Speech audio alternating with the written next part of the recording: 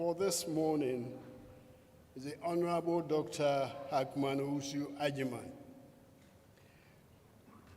The Honorable Hackman Owusu Agyeman was born at Efiduase, Koforidua in 1941 in the Eastern Region and attended the University of Cambridge from 1957 to 1961.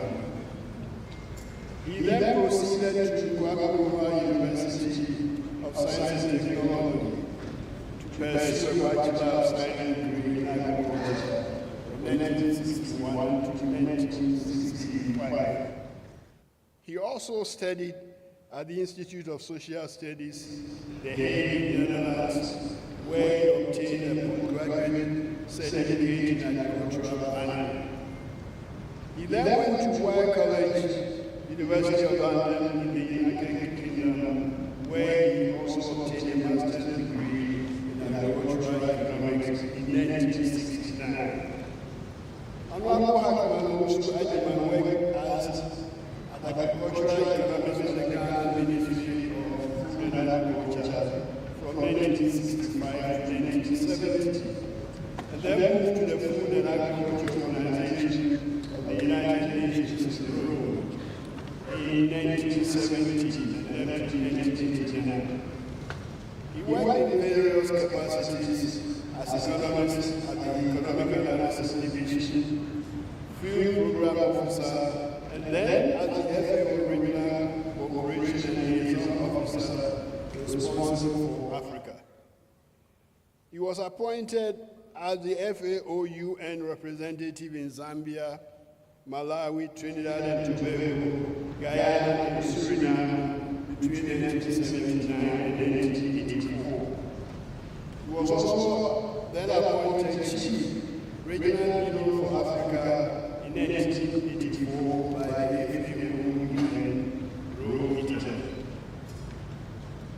He has also served for 4 years in the Parliament of Ghana, totaling 16 years. He was appointed the Minister of Foreign Affairs from 2001 to 2003, Minister for Interior 2003 to 2004, and Minister for Water Resources, Works and Housing 2005 to 2007. Honorable Hackman Owusu Agyeman also established a series of companies, including Sikalele Limited, Paints and Tiles, Sikalele Healthcare, Procter & Gamble, East Legon Pharmacy, Mark Grace Garment Industries, which employs over 500 young people at Efiduase, Koforidua. He also has warehouses, real estate, just to mention a few. Honorable Hackman Owusu Agyeman is a very experienced international civil servant, diplomat, politician, and agricultural economist. He has very wide experience, having worked in Africa, Europe, the Caribbean, Latin America, indeed globally at the highest levels, and with proven skills in international and peace negotiations, and thus has several international contacts at the highest levels. A 4-term veteran parliamentarian of over 16 years in Ghana's parliament, with a passion for uplifting the image of Ghana's parliament, he is also committed to uplifting the disadvantaged members of society through his foundation, the Hackman Foundation, and other activities. He is a recipient of several international and national honors, including the State Honor of Companion of the Order of the Volta, the Grand Medal, the Republic of Togo, and honorary doctorate degrees. Ladies and gentlemen, I'm presenting to you an old student of the Faculty of Agric who has been a worthy representative of the faculty and of KNUST, locally and internationally. I am sure you all will agree with me that he deserves to be our chairman. I therefore introduce to you the Honorable Hackman Usiajiman, our chairman for today.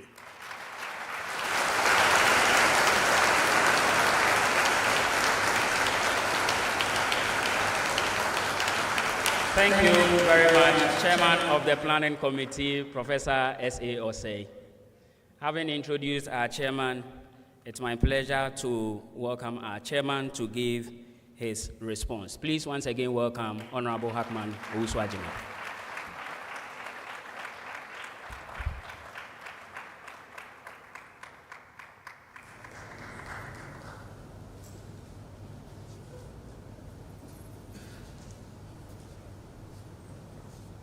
Thank you very much, sir. Please full of emotions when I come to this place. And this morning, I had the privilege of seeing one of my classmates whom I haven't seen for 59 years.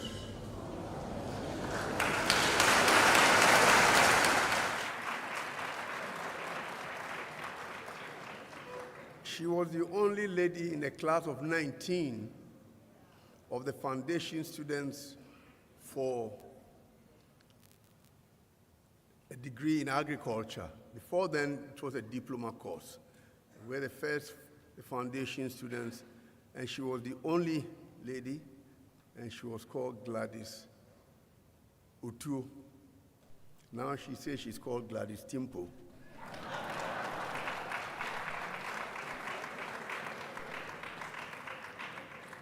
I feel so much at home, I'm not going to be very formal.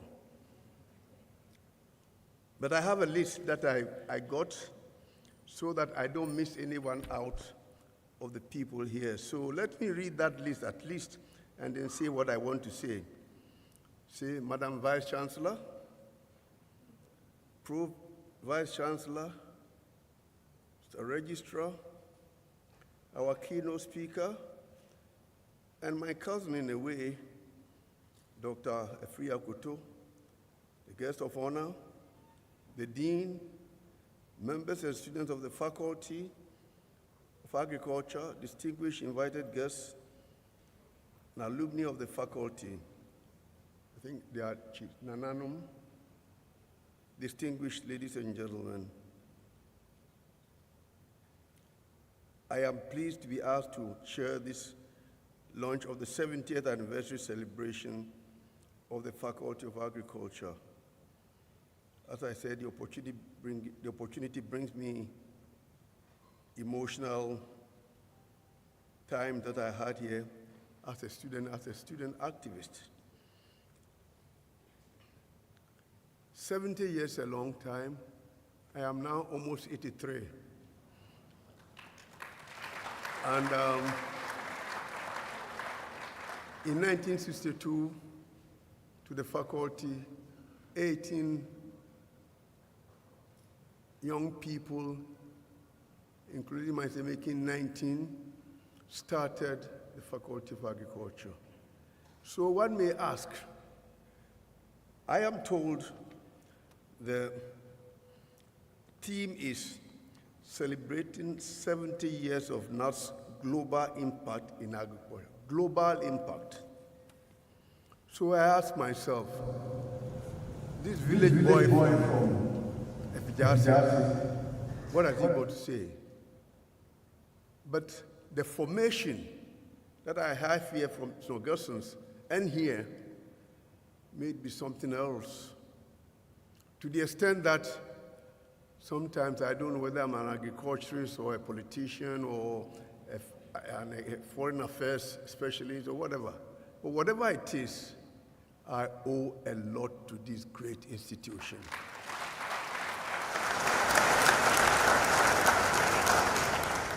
I do not intend to come back to give any chairman's closing remarks. So let me tell you what I was originally asked to do. I was told I was to come here and sort of reminisce with some of the things that happened here and where we are now. As it turned out to be, the Vice Chancellor and the Dean and said I should be the chairman. And so in a there's a little place in Kofridia, my hometown, where it's called Betum, to where the Betum. And so therefore, what I had intended to say really was the fact that when we came here, we had a band of very dedicated lecturers and administrators. As I stand here, I am alive because I was saved by Dr. R.P. Bafo.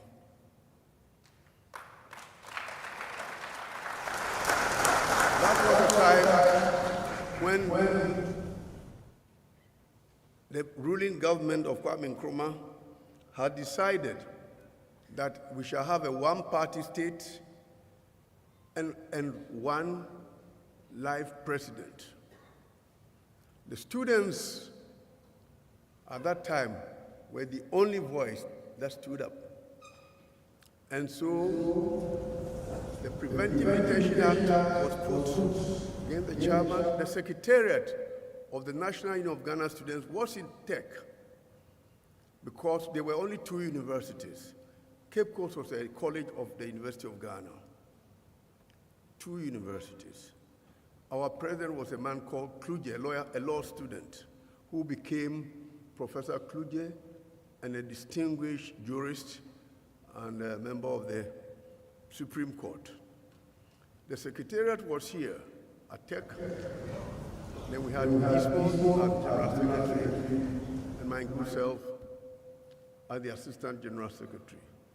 So when the issue came up that the students should be arrested for opposing a one-party state and a life president, they arrested Eastmont, they arrested they arrested Professor Kluje. I managed to escape. So I was moving from pole to pole every so often, and then sometimes slept at the Faculty of Agriculture's farms. And that is what saved me. And so when Dr. Bafo of blessed memory decided to go and see Osajifo, and I remember I was told this by, I think the registrar was Mr. Olsen, if I remember well. And he went there and said, look, forget these little boys, they don't mean anything. I'll call it youthful impetuosity. Youthful impetuosity. So Nkrumah said, well, those that have not gone to Nsawam yet can stay. And so I was asked to stay. I came back to the faculty. The rest is history. Let me say that when we're being taught by this band of very dedicated lecturers, and they were really so good. They all became our friends, and we worked together. And also a group of students, only 19 of us being together. I did not know at that time that what I was being taught at TEK was equivalent to anywhere else in the world.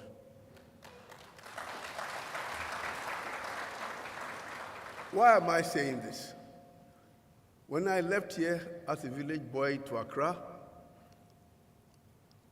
then I was nominated for a course for the FAO, United Nations, in Rome, then in Netherlands, and then in Sardinia. And apparently, I did not know, but what I had been taught here and the way I presented myself was so good, I became the darling of the professors and the various senior officials of FAO who were there. So when they advertised for the post of economist to come to Rome, I had not even finished my master's. I'm told by the Professor Mullet that they had over 1,000 applicants and only one master's. And so the chief of Africa said, I want a good African young man who is dynamic and thing. And Professor Mollett, who was the professor of agricultural economics from Hawaii, says, there's a young man called Hartman Uswajman. I'm told he's at Y College. He should be finishing soon. He's the one to take. This is the story I was told. So after that, there were no interviews, there was nothing, and I was taken. But the point I'm trying to stress here, that before even I got the master's, what I had been taught at TEK, at the Faculty of Agriculture, was so good that apparently I made an impact.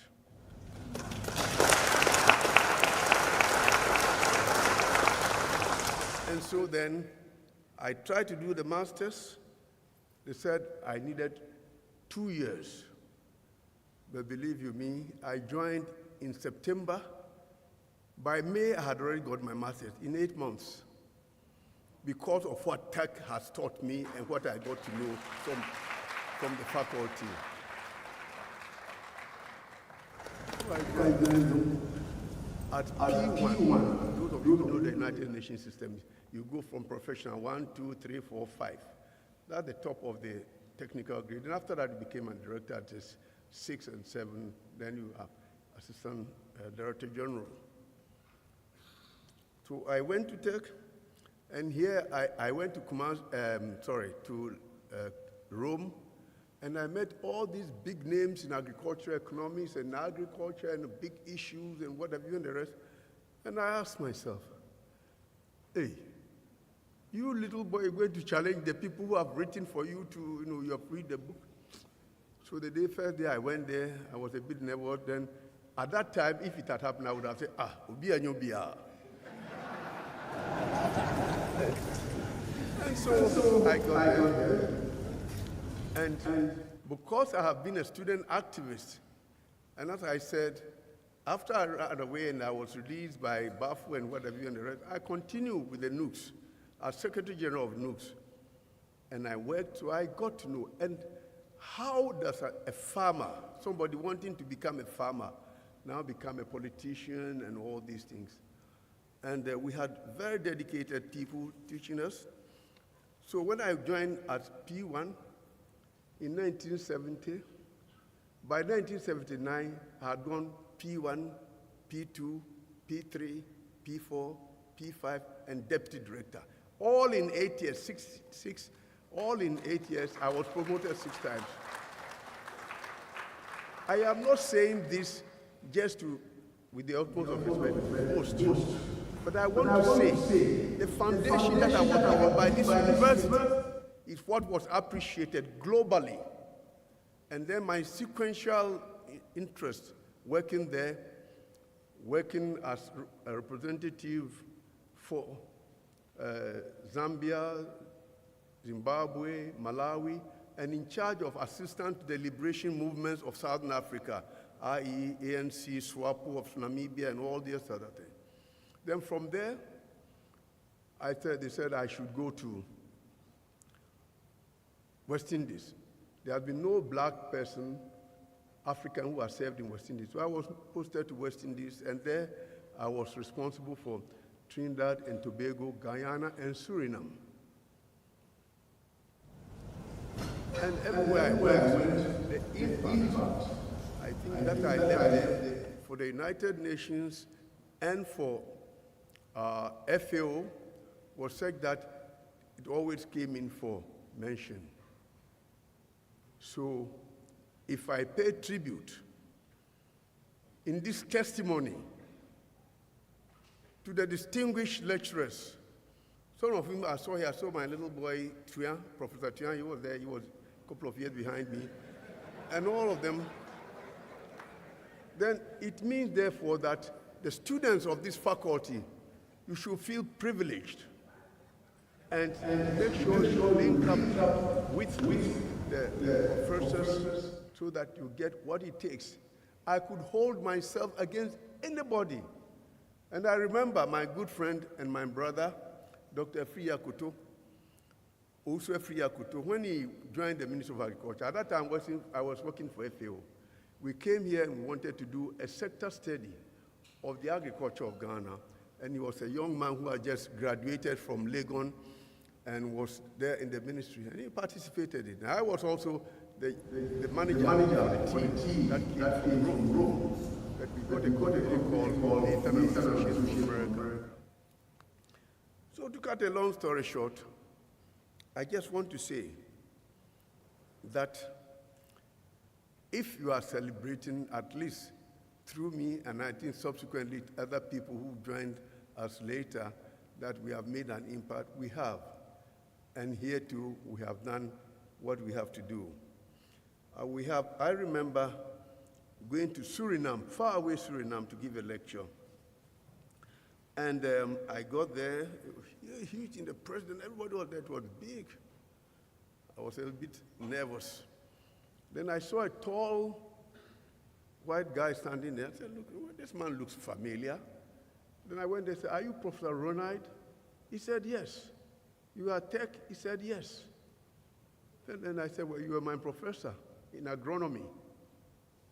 Oh, okay. Then they said, well, because of that, instead of the president chairing the whole thing, they asked Professor Ronald to chair, because I was giving the lecture and he was a chairman. Of course, he started by saying that one of the most brilliant boys he had. I said, no, you are right, you are wrong. The most brilliant boy was a guy called Ampofu. Tall guy was called Ampofu. He was always number one. In those days, Tech, in our faculty, we have who was first, who was second, who was third. So we knew. And I wasn't the most brilliant. And so there it was, a lecture went on, and then for long everybody was saying, what a brilliant lecture, this African boy. And then of course there were problems also. At that time there was the famine in Ethiopia.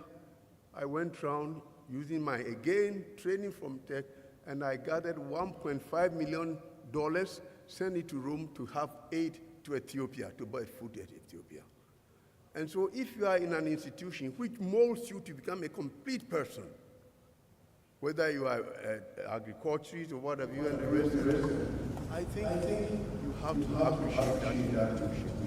And I'm very happy that I have not been very formal, but I've told the story. But we have people like Professor Chumberima, who was the dean, an agricultural economist. You know what we called him? Chum cow. He was K. Chumberima, so the boy, everybody was a chum cow.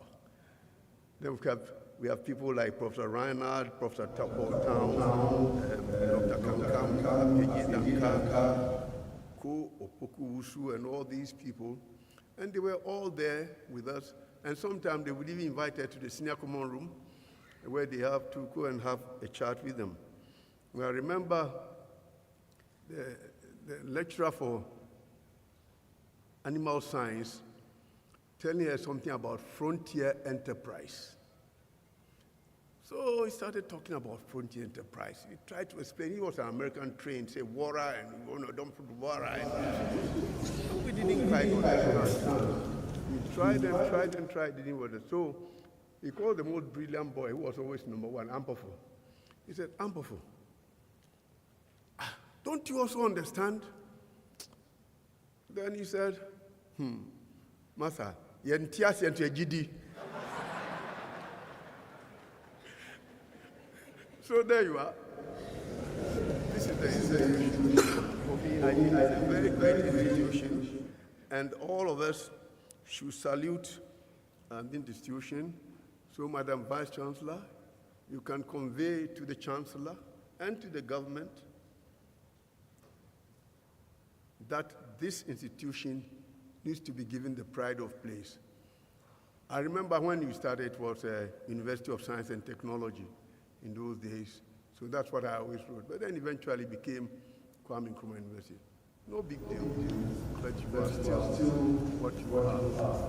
The people that were trained here, with the utmost of respect to my dear brother and former minister, Dr. Efriye Koto, we always got recruited first before those from Legon.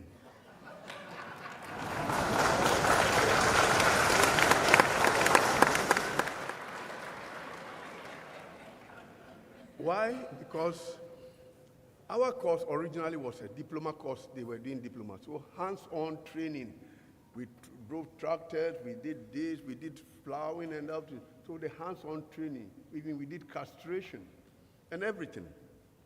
So when it was turned into a degree, that aspect of being a practical hands-on agriculturist was always left with us. So those were, but before we left school, of course, they come around already recruiting, and we had an opportunity. So my father told me, I was told I was going to do medicine. He couldn't afford to buy the ticket to take me to East Germany. And so I had to come here. He says, you know, I did the right thing for you. I said, yes, by accident. So on this special occasion, I just said all this to encourage my nephews and grandchildren and whatever you and the rest, as well as encourage the distinguished professors and the alumni. It's a great privilege to be in this institution.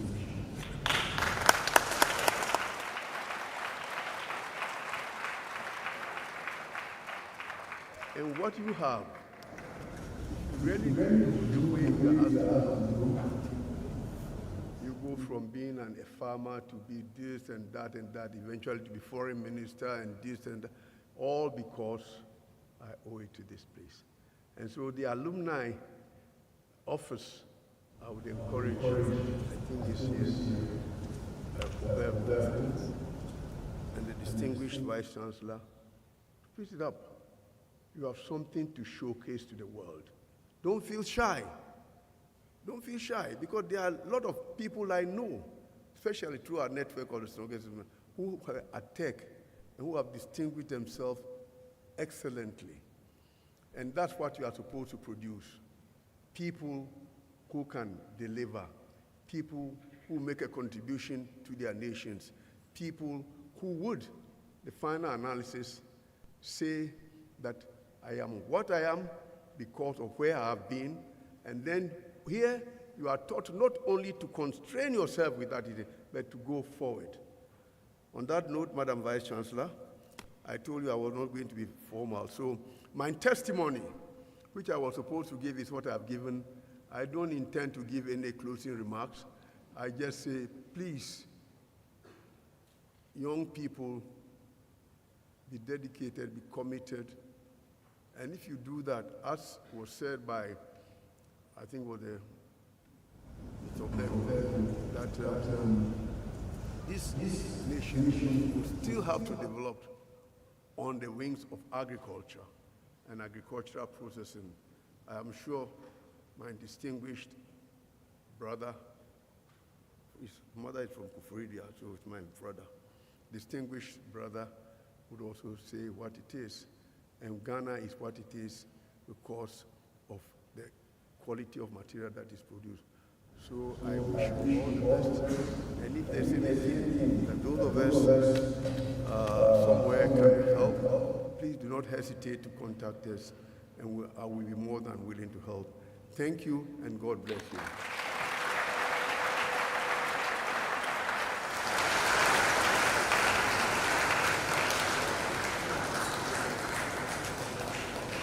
Another round of applause to our chairman. Thank you very much, chairman. Please be seated.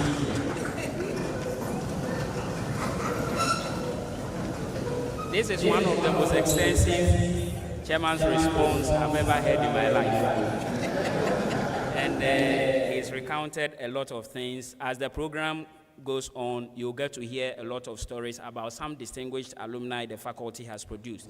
It's now my pleasure, Chairman, to invite the Dean of the faculty to now officially welcome us. Please welcome Professor Enoch Ejay Osekre.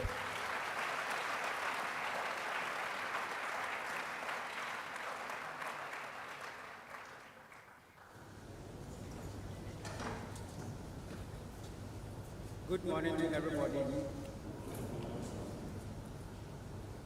Mr. Chairman, Honorable Hakmanuk Uguswajiman, Honorable Deputy Minister for Agriculture, representing the Minister, Honorable former Minister for Agriculture, Madam Vice Chancellor, Pro-Vice Chancellor, Registrar, Acting Finance Officer, Provost, Deans and Directors, Heads of Departments, Nananum, alumni, distinguished guests, staff and students, our friends from the media, ladies and gentlemen.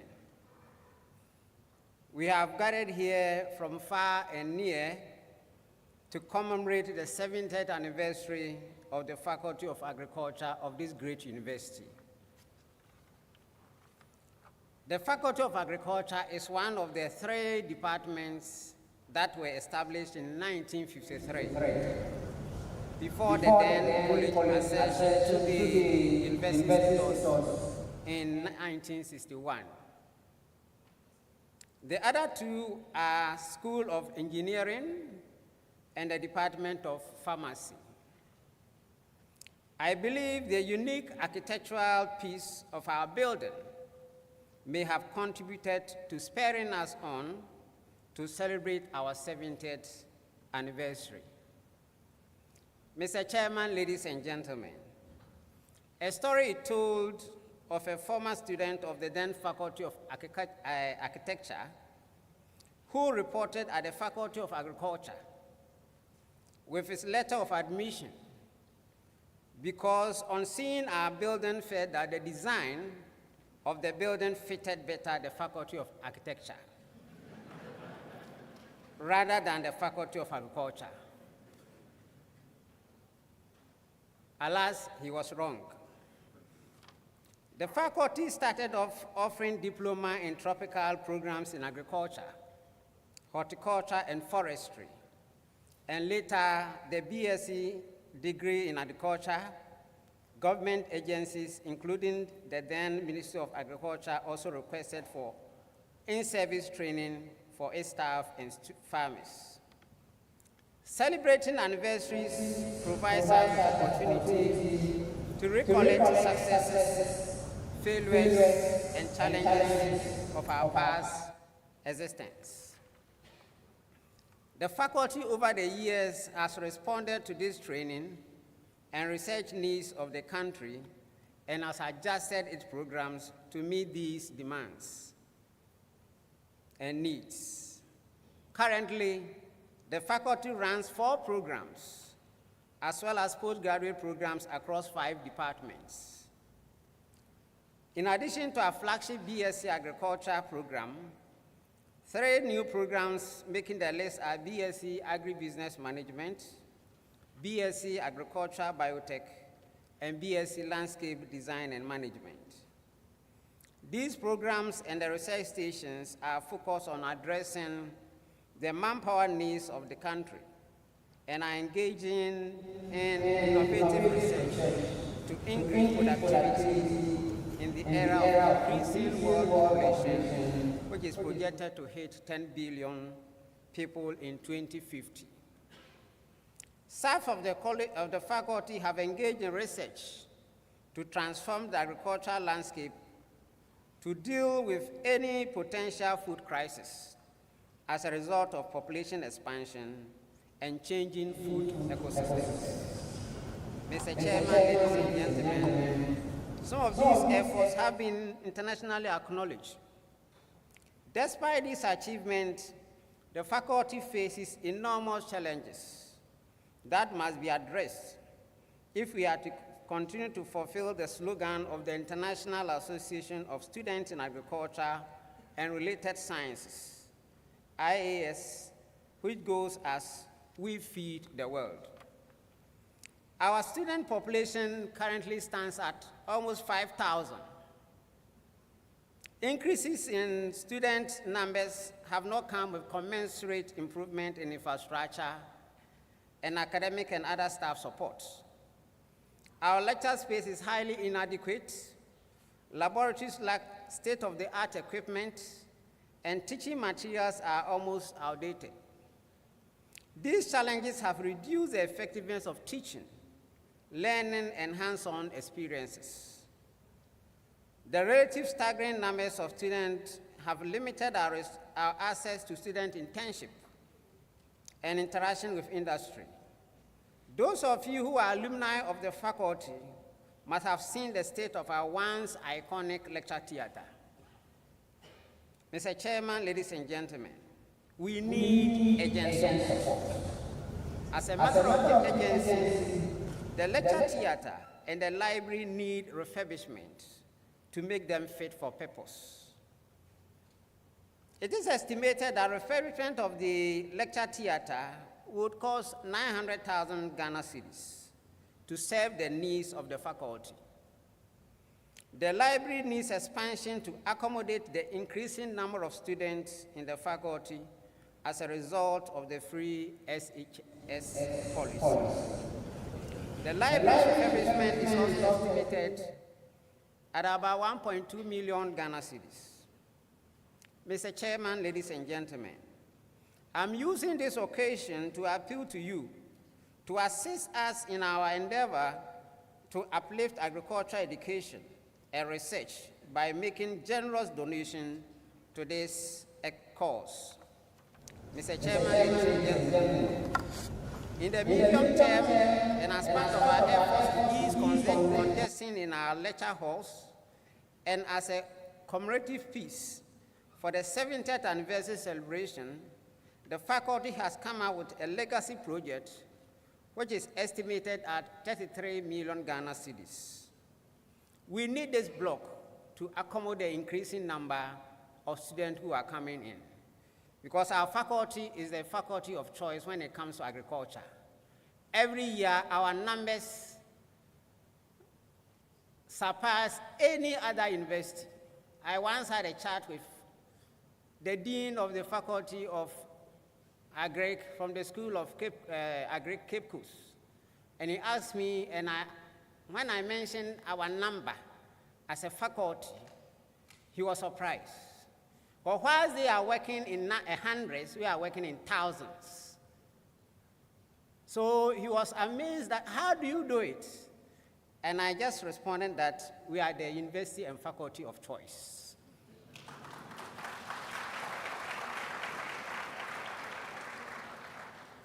We seek your support, the support of everybody.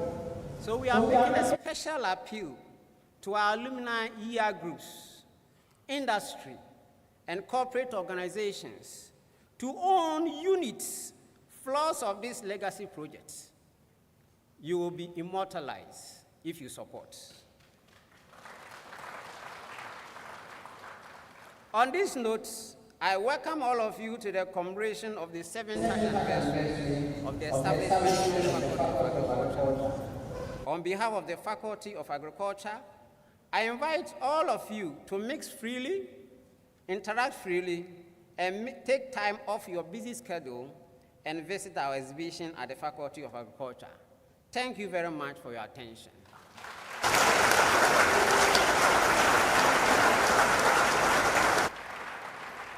Thank you very much, Dean. So you heard it. Though the faculty is making strides, it still needs your support. And the alumni is hereby reminded of same. My pleasure now to welcome the Provost of the faculty, of the college to which the faculty belongs for his brief address. Please welcome Professor Bamfo.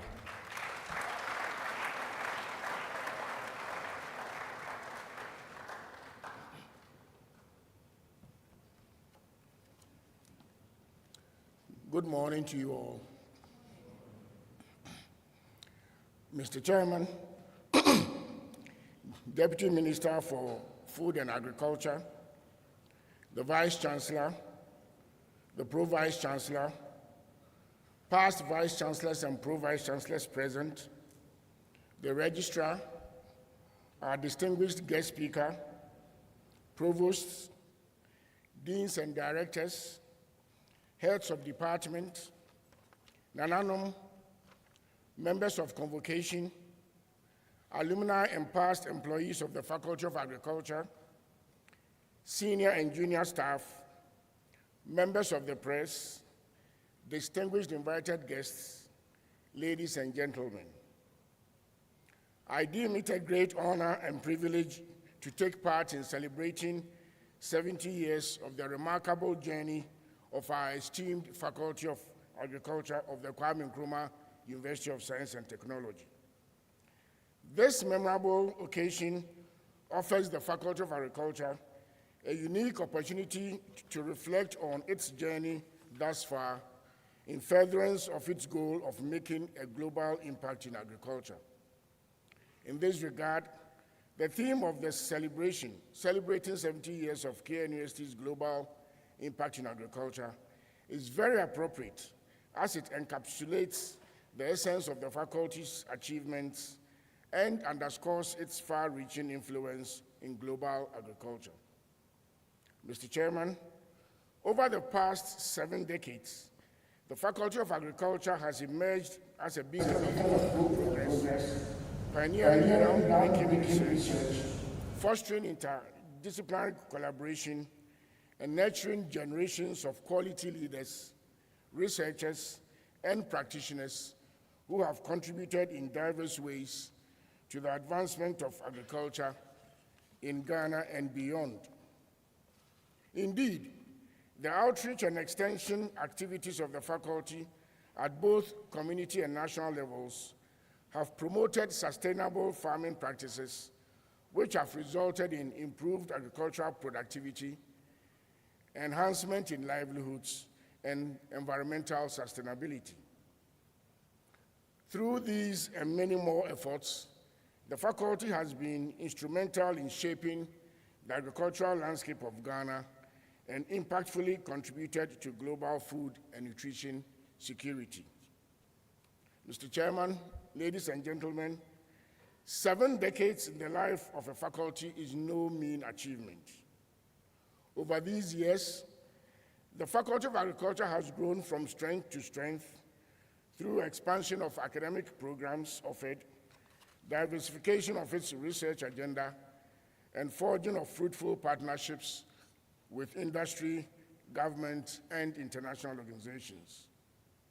To this end, the college acknowledges and appreciates the pioneers, visionaries, and trailblazers whose foresight, passion, and unwavering commitment to agricultural education and research have been critical in shaping the identity and reputation of our esteemed faculty. The guiding principle of our founding fathers was the mark of excellence, and that is what we are celebrating 7 decades down the line. Therefore, on behalf of the College of Agriculture and Natural Resources, I congratulate the Dean, the Vice Dean, heads of department, dedicated and committed senior members, diligent senior and junior staff, enthusiastic students, and cherished alumni, all of whom have contributed immensely to this successful endeavor thus far. Your tireless efforts have had a profound impact on the lives of countless individuals and communities. Despite these successes, the future presents new challenges in the areas of climate change, soil degradation, water scarcity, declining biodiversity, food insecurity, and global pandemics.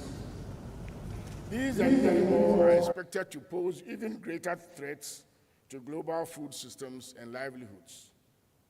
Consequently, it is incumbent on the Faculty of Agriculture to identify the opportunities that these future challenges bring and leverage her quality, expertise, knowledge, and resources to develop innovative and sustainable solutions to ensure resilience in the global agricultural system. Permit me to say that in the pursuit of such solutions, the faculty should remain steadfastly committed to the values of excellence, integrity, and service to humanity. Mr. Chairman, ladies and gentlemen, as I conclude, I would like to once again extend my heartfelt felicitations to the Faculty of Agriculture on reaching this significant milestone.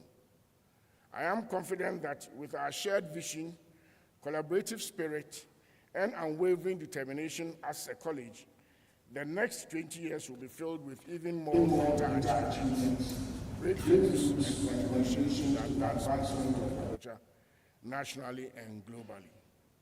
I wish you all joyous celebrations, and may God help bless us all. Thank you.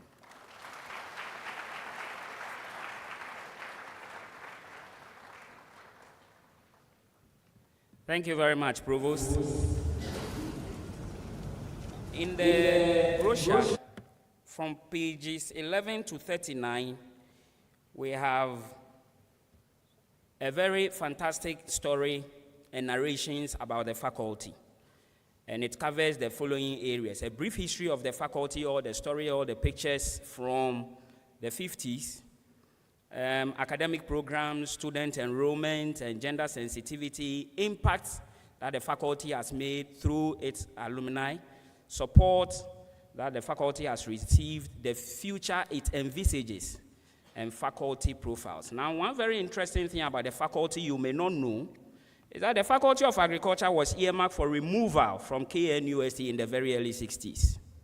According to Picture 1976, elaborate preparations had been made to transfer all facilities for higher education in agriculture to a proposed University College of Agriculture to be based at Somanya. The retention of the faculty we are celebrating today was a direct consequence of the military coup in 1966.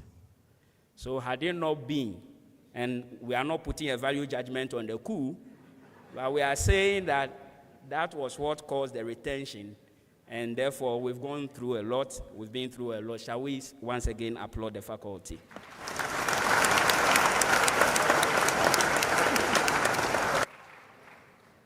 At this juncture, I will invite the overall head of the university, our Vice Chancellor, for her remarks. Please welcome Professor Mrs. Rita Akosia-Dixon.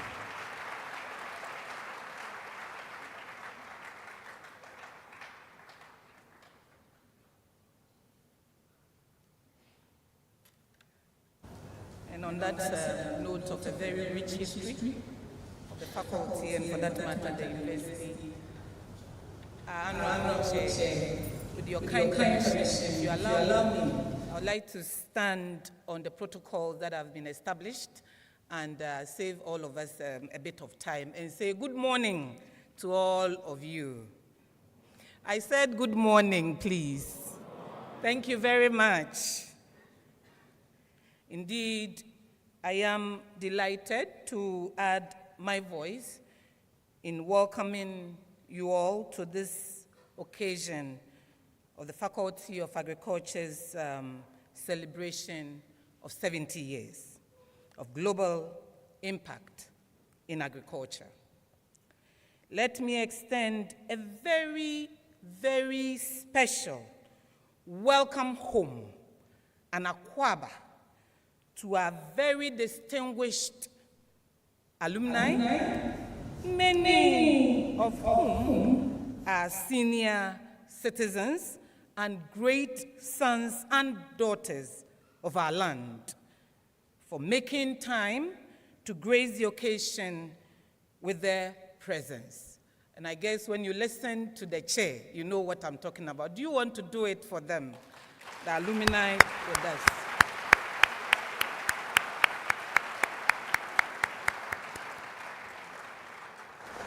And my take-home phrase from today is, it is a privilege to be part of this great and noble university. I think that deserves another round of applause.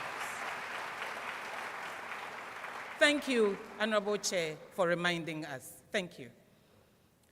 We cherish their contribution to KNUST and to nation building over the years, and we are very, very, very proud of our alumni. We indeed congratulate all staff, alumni, students of this faculty for this great achievement. It is a fact that the faculty has indeed come a long way and has made significant national and global impact in this 70 years journey. The theme for the occasion, which is celebrating 70 years of KNUST's global impact in agriculture, is therefore appropriate, and we commend the college and the faculty for this. Do they deserve another round of applause?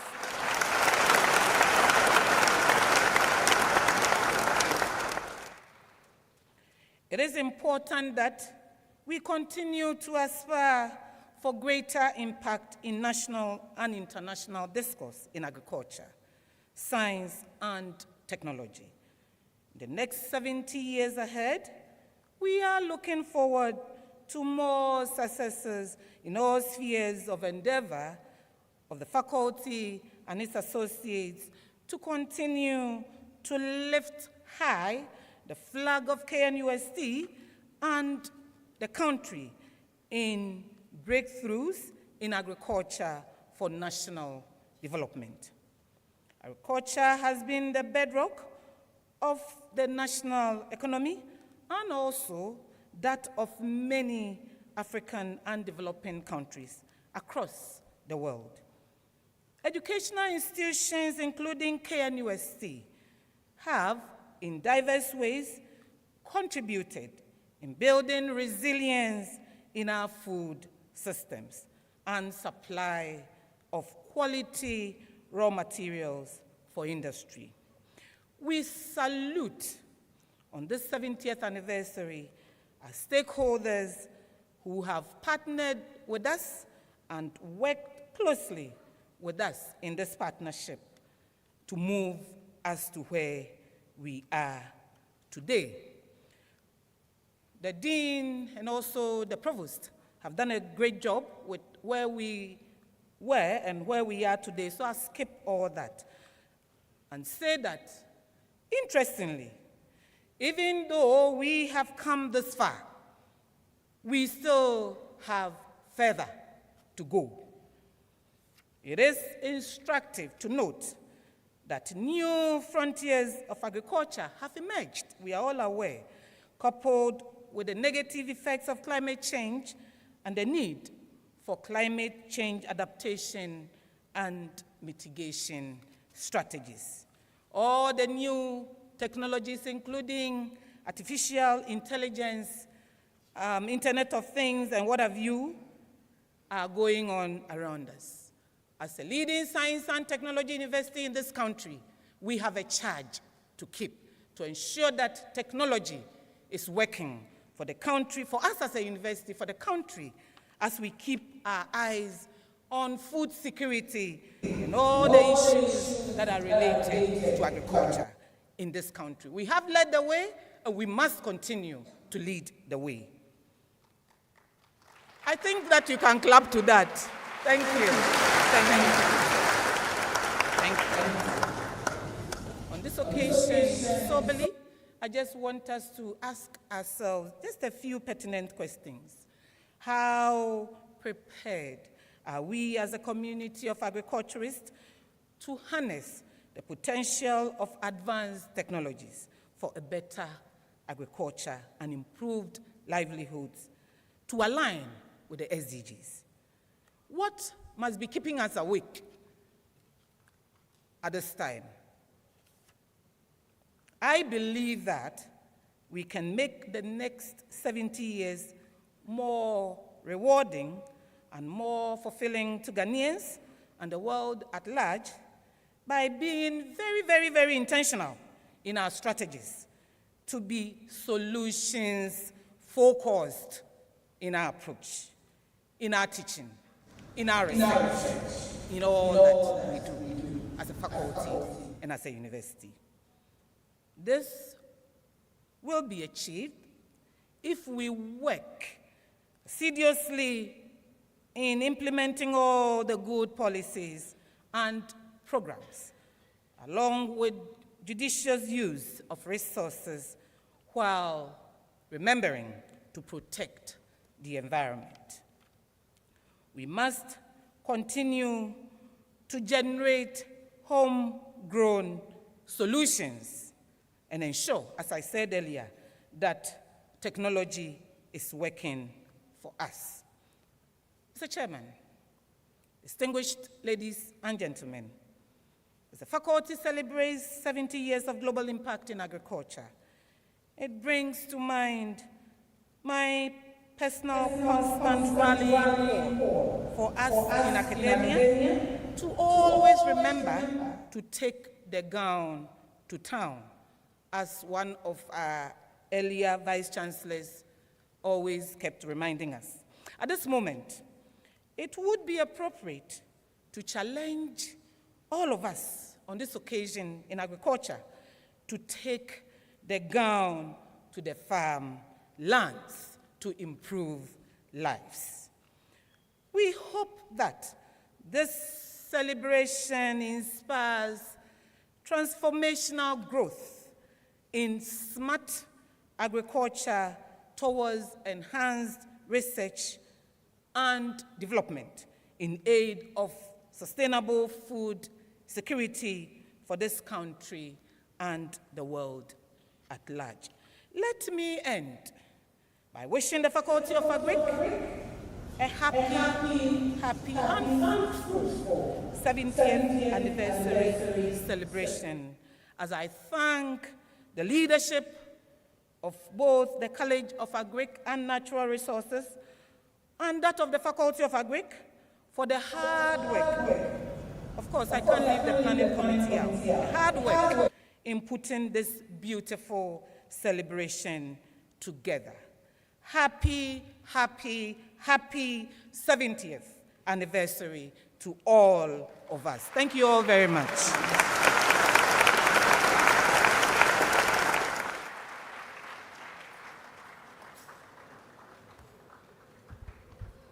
Thank you very much, Madam Vice-Chancellor.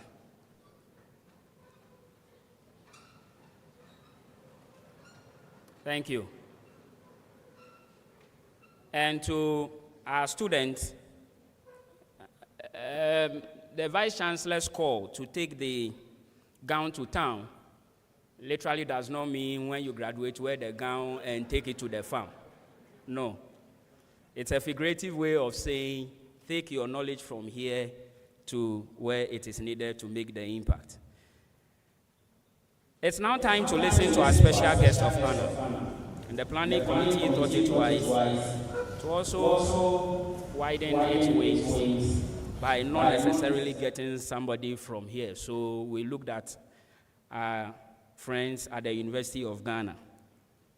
Our special guest of honor graduated with a bachelor's degree in agriculture from University of Ghana. He holds an MSc and PhD degrees in agri-economics from University of Cambridge, England. He's worked in different capacities over a long period of time. From 1995 to 2007, he was the CEO of two international commodity companies, Goldcrest Commodities Limited and Plantation Resources Limited, both based in Ghana. In 2008, he was elected to represent Kwadaso constituency in Parliament. In 2017, he was appointed as the Minister for Agriculture, Food and Agriculture of this Republic. He is widely known for the design and implementation of government's policy in agri, the popular flagship program, Planting for Food and Jobs. Ladies and gentlemen, we decided to step up to become a president of the Republic. He is still on the journey and not done yet. Please welcome our special guest of honor, Dr. Owusu Efriye Akoto.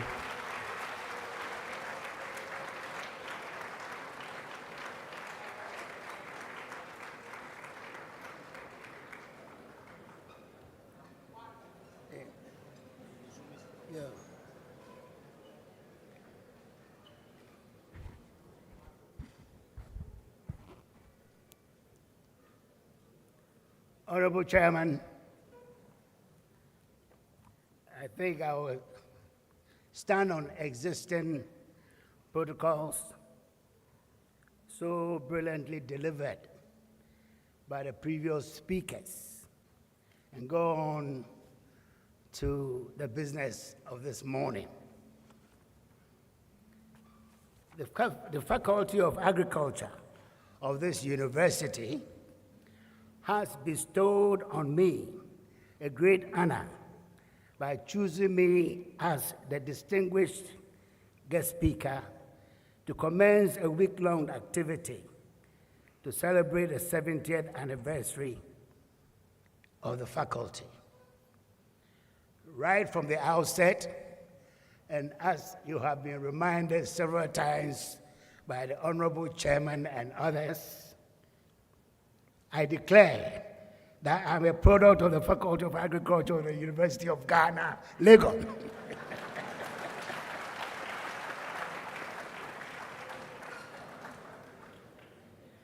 But if at the time I had followed the wish of my father, I would have studied at the Faculty of Agriculture here at KNUST. For my father was a good friend of Professor Chumberma, who was the first African dean of the faculty and had gone on to become the Provost Chancellor. Unbeknown to my father, I had other plans. As a 19-year-old, the bright lights of Accra were beckoning. Having been born and bred in Kumasi, I thought it was time to move away from my native environments to experience the world outside Kumasi. This was how I ended up at the Faculty of Agriculture in Lagos.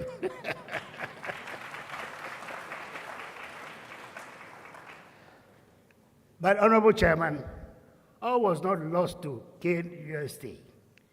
I still had to come here to pick a wife who was born and bred on this campus, and Genevieve is here.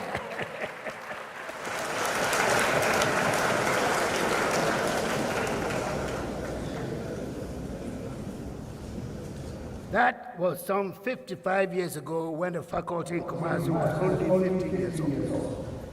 Today we celebrate 70 years. Let me take this opportunity to congratulate all those past and present whose glorious contributions have created the great institution the faculty is today. The enormous contribution the faculty has made to the agricultural development of our nation, Ghana, is something to be very proud of, and I'm sure you've heard quite a bit of it this morning. Honorable Chairman, the role of academic institutions such as the Faculty of Agriculture at KNUST in striving for transformative agriculture is very crucial. In this respect, the faculty has not disappointed. It has made significant contributions in 4 strategic areas as I see it. These are human resource development, crop and livestock research, organizing farmer groups, and collaborating with national and international institutions in agricultural development. These interventions have achieved results which call for celebration on the occasion of the 70th anniversary of the faculty. Having been subjected to such a historical thriller by our Honorable Chairman, I would want to bring you to contemporary issues facing agriculture in Ghana today. The subject of this lecture is recent developments in agricultural policy in Ghana. This subject was chosen to put into a broader context the official theme of the 70th anniversary celebrations, which is celebrating 70 years of KNUST's global impact on agriculture. Honorable Chairman, since independence in 1957, Ghana has approached the International Monetary Fund, IMF, 17 times for emergency financial assistance. That means we've gone to the IMF on average every 4 years. The latest IMF intervention was in 2022, with a final agreement reached only in May last year, 2023. At the root of the recurrent IMF interventions is the reliance of our country on mainly foreign debt to finance our development. This reliance stems from the fact that the economy does not generate enough foreign exchange and domestic fiscal revenue to fund our economic development requirements. Historically, the country has relied on a few commodities to generate foreign exchange. For over a century, these were mainly gold and cocoa, and since 2009, oil. The amount of foreign exchange earnings from these commodities depend on the volumes exported and the prices on the world market. As you all know, the international prices of these commodities are subject to large annual fluctuations, and over the decades, their real values have declined significantly. To counteract the decline in real terms of the value of exports, there has been a strong advocacy for adding value by processing the raw commodities before export. But agro-processing is yet to attract the needed investments to boost substantially the foreign exchange earnings from the sector. The case for agriculture. Honorable Chairman, it is both by evidence and my conviction that agriculture holds the strongest potential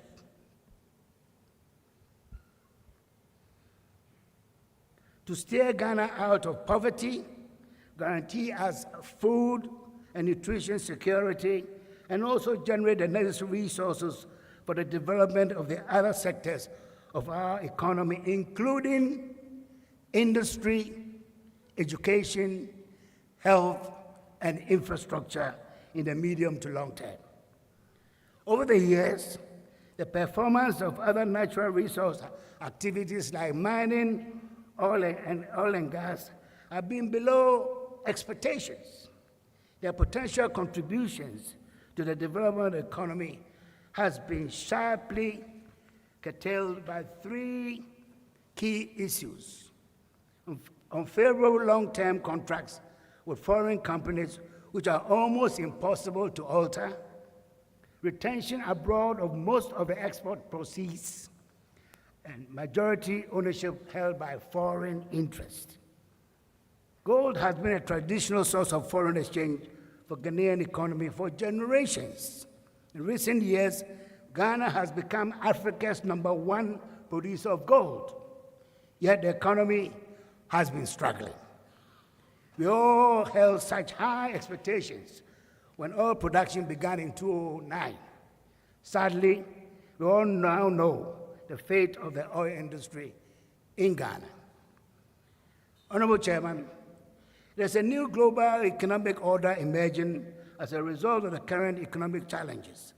Food, renewable energy, water, and big data will drive this new order. Rising global tensions over Russia-Ukraine war, what we are seeing with Hamas in the Middle East, and the recent threats to grain supplies from Ukraine to African countries threaten Ghana and the continent's food security outlook. We can only look within for full self-sufficiency in the medium to long term. Over 200 million Africans continue to struggle with food insecurity. This issue has been further deepened by COVID, the effects of climate change on agricultural production, political unrest across the continent, macroeconomic instability, and the raging debt crisis that many African governments face, including that of Ghana. Despite these obstacles, Ghana's agricultural sector has shown immense promise and offers significant opportunities for transforming our economy to provide food and other products to the rest of the world. Brazil, China, Malaysia, Thailand, are recent examples of agricultural success stories in driving economic transformation. In recent years, the European Union have substantially improved crop yields through plant breeding techniques, improved farm markets, and improved trading conditions in agriculture. These have contributed to significant increases in world food supplies. The more the threats of looming global crisis unfold, it becomes increasingly clear that Ghana's political independence, economic transformation, and the survival of its youthful population will depend on robust economy that has agriculture as an unconditional priority. It is encouraging to note that increasing youthful population yields higher levels of consumption, which must directly convert to advantages that boost local food production and Ghana's economy as a whole. To this end, it is imperative to support smallholder farmers who continue to produce some 90% of our national bread basket. Ghana's dream of using agriculture as a driver for economic development can be traced back as far as the 1920s, when the then governor of the Gold Coast, Gordon Gagisbeck, made pronouncements backed by initial investments to diversify the cocoa-dependent Gold Coast by developing other tree crops. Successive governments since then have made various attempts towards agricultural development in this direction. Yet, there has been inadequate commitment to full agricultural transformation that yields the needed significant results. Foundation laid to date. Honorable Chairman, looking back at 6 years of my stewardship of Ghana's Ministry for Food and Agriculture, from January 2017 to January 2023 last year, I will present my contribution in laying the foundation for Ghana's economic transformation through agriculture. I'm confident that if the foundation laid is built upon, it will lead to a thriving, sustainable agriculture to bring about prosperity for all. The foundation comes in two parts. The first part are activities with direct interface with farmers and processors to raise the level of agricultural productivity and added value. And the second part is the creation of new institutions with legislative backing to manage and develop targeted subsectors of the agricultural economy. To raise farm productivity requires direct interface with farmers and other stakeholders in the value chain. To achieve this, I resorted to the technique of branding to popularize the adopted policies. As you heard, Planting for Food and Jobs, PFJ, was the adopted brand name. PFJ has 5 modules. These are food security, horticulture, livestock, mechanization, and tree crop development. And Honorable Chairman, if you don't mind, I'll take you through quickly these 5 models in some detail. The ministry made significant investment in farm inputs in order to increase agricultural productivity that raises incomes of farmers and achieves national food security. In the period 2017 to 2021, the government invested 2.6 billion Ghana cedis in subsidies to procure and distribute 1.4 million metric tons of fertilizers and 93,192 metric tons of improved seeds to over 1.7 million farmers. The number of extension officers was doubled from 1,450 to more than 3,000 to strengthen the link between science and the farmers. The government of Canada made a strategic contribution by donating 300 pickups and 3,000 motorcycles to promote extension services to farmers.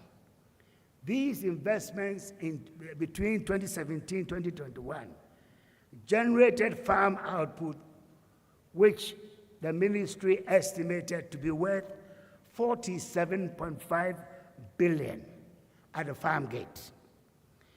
This represents a huge economic return on public expenditure of $2.6 billion under Planting for Food and Jobs. Under the program, national maize yields increased from an average of 1.8 metric tons per hectare in 2017 to 3 metric tons per hectare in 2021. Rice yields increased from 2.7 metric tons per hectare to 4 metric tons per hectare, and soya yields increased from 1 metric ton per hectare to 2.5 metric tons per hectare. Honorable Chairman, in the same period, total national production of maize doubled in this country from 1.7 million metric tons to 3.6 million metric tons.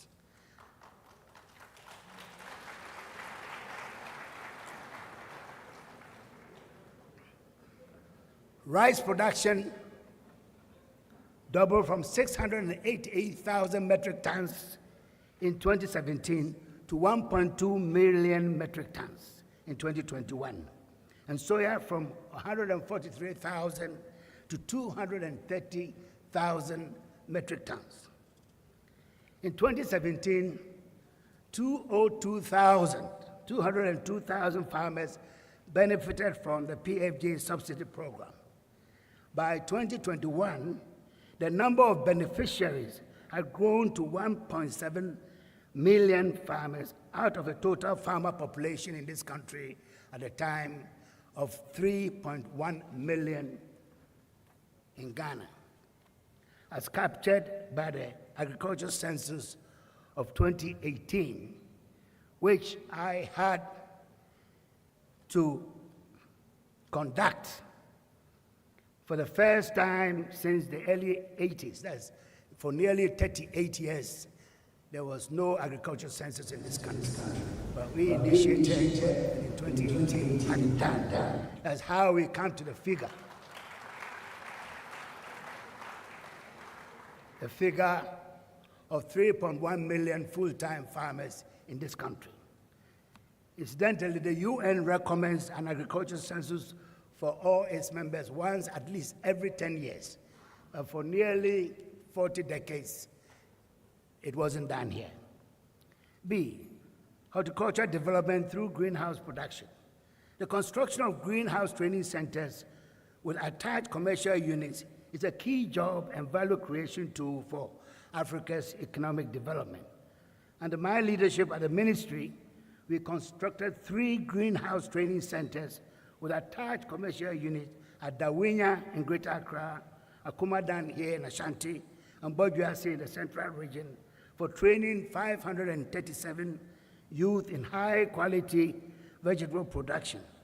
These vegetables are sold to high-end shops scattered across various cities in Ghana, including Palace Mall, ShopRite, Starbucks, KFC, Burger King, amongst others. And as part of efforts to attract the youth into agriculture, 540 youth trainees from these centers and students from various tertiary institutions were sent to Israel for an 11-month paid internship to gain practical experience in modern farming practices. The young beneficiaries have been assisted to set up their own enterprises on their return. The third module of Planting for Food and Jobs is what we have labeled Rearing for Food and Jobs, which is part of the PFJ. Under my watch, the veterinary services saw substantial improvements. Works done included the installation of new laboratories, re-equipment of old ones, and recruitment of 500 additional veterinary personnel. The poultry industry faces various challenges. Key amongst them is the high cost of feed and the high importation of cheap poultry products onto the market in Ghana. There is a double-edged solution to this. The first is to regulate the importation of chicken and other meat products, and secondly, to address the cost of feed. The latter, the cost of feed, will be tackled as a major responsibility of the proposed Grains Development Authority, on which I will speak later. To this end, the ministry prepared a proposal for the establishment of a Poultry Development Authority to equip and promote growth in that industry.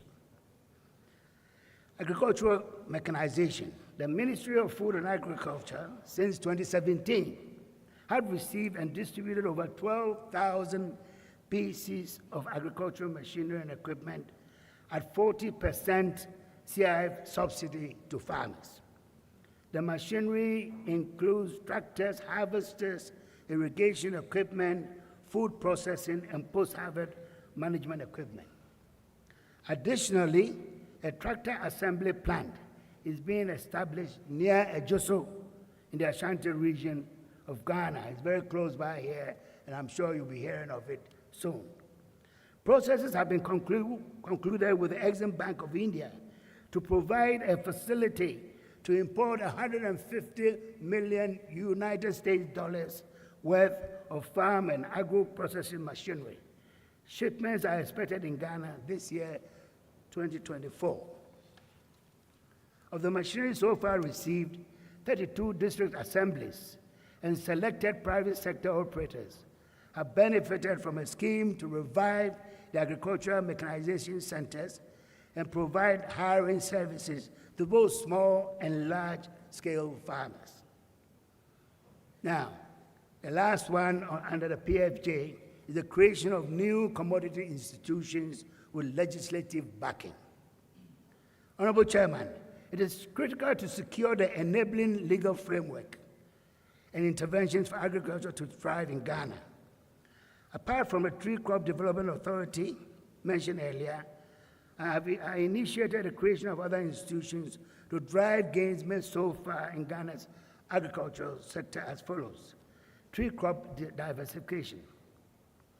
As indicated earlier, in 66 years, Ghana has approached the IMF on 17 occasions for emergency borrowing. The lesson from our journey with the IMF and bilateral donors is indicative of the urgent need to expand the export earning capacity of the Ghanaian economy to internally generate high-value, risk-free funds. In the short to medium term, only agriculture can establish that capacity to achieve sustained rapid economic growth. Under my tenure as a minister, in 2019, I initiated the establishment of a Tree Crop Development Authority under an Act of Parliament, Act 1010.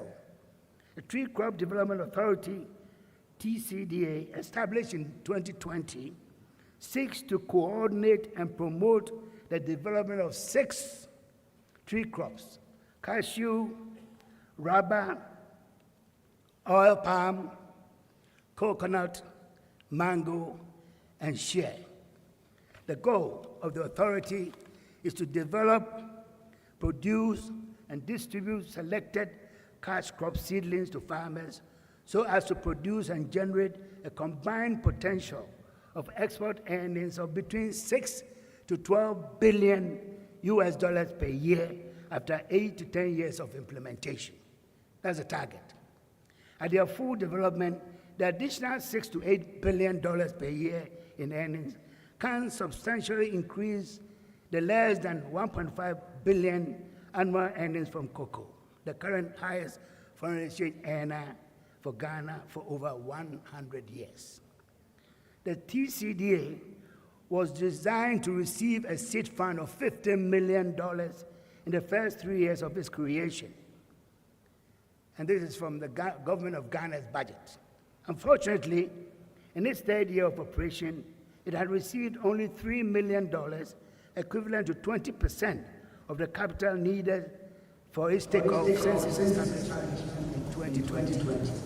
I'm glad to hear that the World Bank announced funding support to TCDA and aspects of cocoa board activities to the tune of $200 million. Honorable Chairman, at this juncture, I will make reference to our good neighbors, Cote d'Ivoire, and not because they've won the African Cup, I must warn you. Although that country has not fully realized its potential, it has significant achievement in this regard. Cote d'Ivoire's total annual export earnings from 5 cash crops, cashew, cocoa, coffee, rubber, and oil palm, fetches the economy some $8 billion every year, compared to less than $2 billion from the same crops, including cocoa here in Ghana. So there's a huge gap between the performance of these 3 crops next door, earning $8 billion, and here only $2 billion. And we can do far, far better than that. And the TCDA's job is to ensure that that happens, provided it gets enough public funding and backing to do so.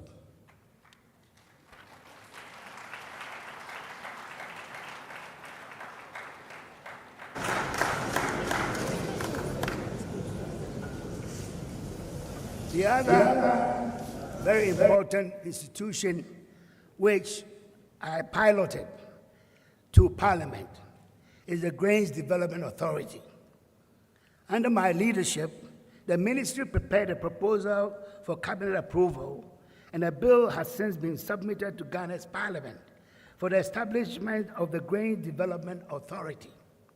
The bill seeks to amend the Grains Development Authority Law of 1970, Act 324, which was during Buzier's time, regime. The GDA will be a regulatory body for the grains subsector responsible for research and development, production, marketing, and export. Another key role of the proposed Grain Development Authority is to make all necessary interventions in the poultry industry to enhance local production and costs, as well as protect the local industry. The GDA will purchase grains at the time of harvest when prices are low, store the grains, and release them to the poultry farmers and other stakeholders in the value chain as when needed. Currently, the export of grains, in particular maize, paddy rice, and soya, to the ECOWAS market is conducted in the informal sector. The sharp increase in grains production in Ghana in response to PFJ has increased exports across our borders to neighboring countries. But a large part of these trading activities is conducted outside the system, circumventing customs regulations and official records. The grain trade with our ECOWAS neighbors could potentially be worth hundreds of millions of US dollars as production and trade continue to grow and trading is brought into the formal economy. One of the urgent tasks of the Grain Development Authority will be to formalize the potential major source of foreign exchange for Ghana. Then there are 2 other authorities that were in the pipeline on my desk before I left, which are the Horticultural Development Authority and the Poultry Development Authority, as I had mentioned.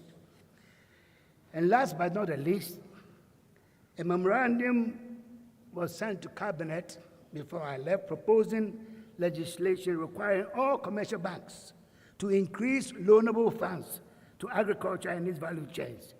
This document was submitted for approval and onward submission to Parliament. The legislation seeks to address the acute shortage of financial credit to stakeholders in the agricultural value chain. Honorable Chairman, let me go on.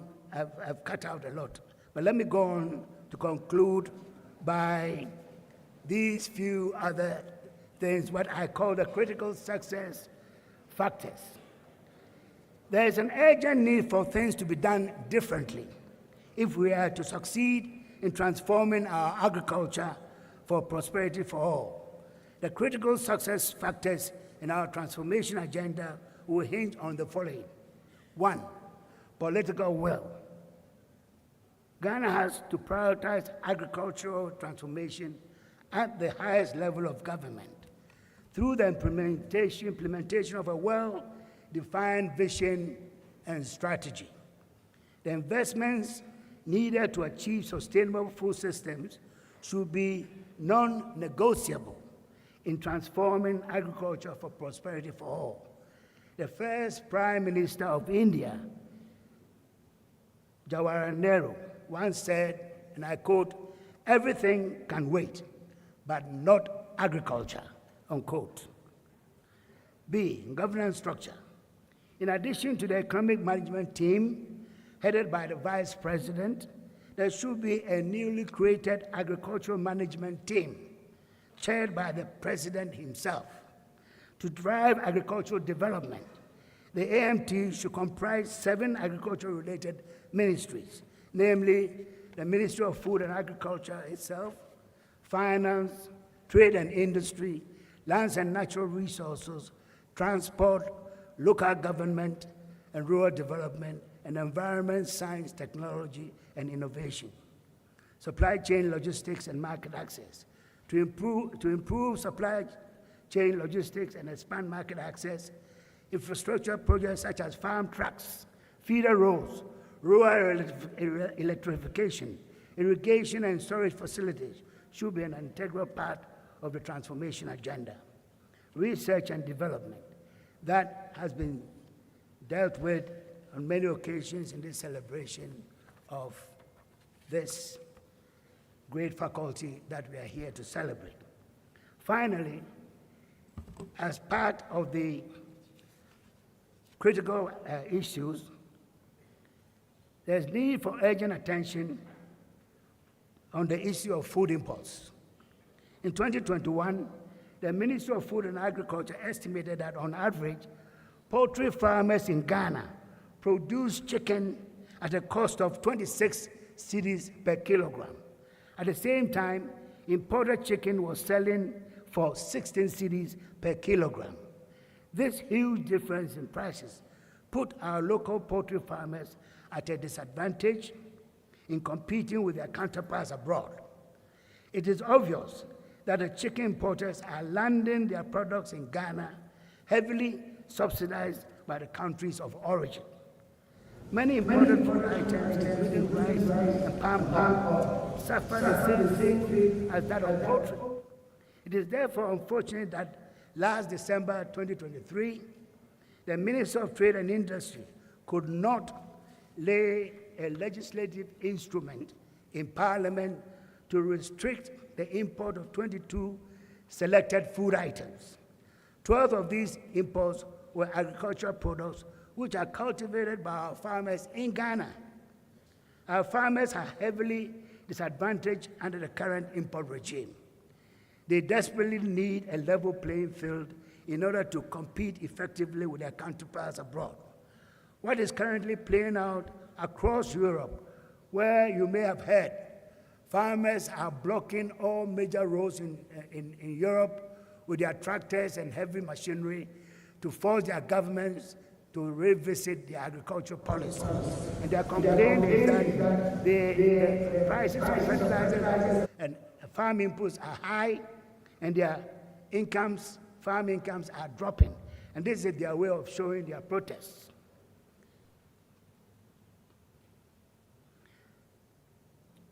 That should be a lesson to our legislature to act as a matter of urgency to restrict these imports, which are being dumped on the Ghanaian markets against the interests of our farmers.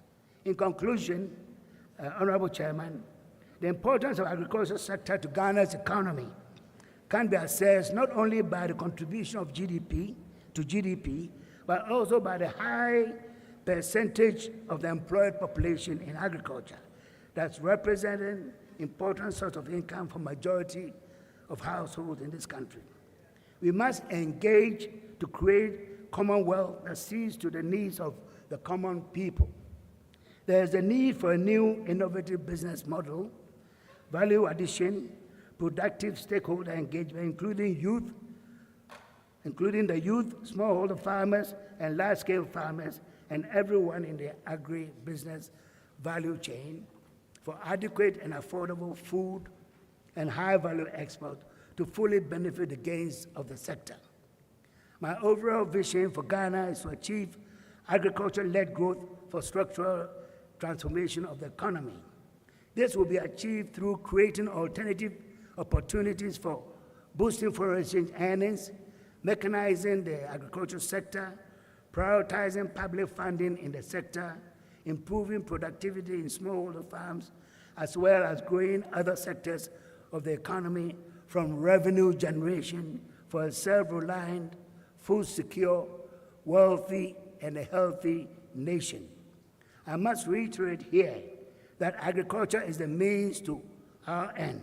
The Tree Crop Development Authority, the Grain Development Authority, and other commodity institutions outlined in this presentation can together substantially expand our export earning capacity to fund industrial development and finance social sectors, including health, education, housing, and roads.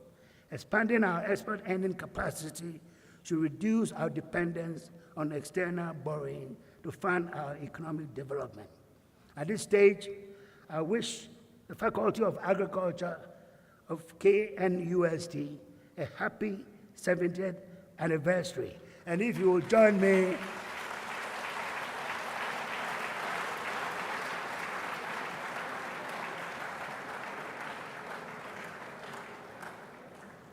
three cheers for the Faculty of Agriculture. Hip, hip, hip. Hooray. Hip, hip, hip. Hooray. Hip, hip, hip. Hooray.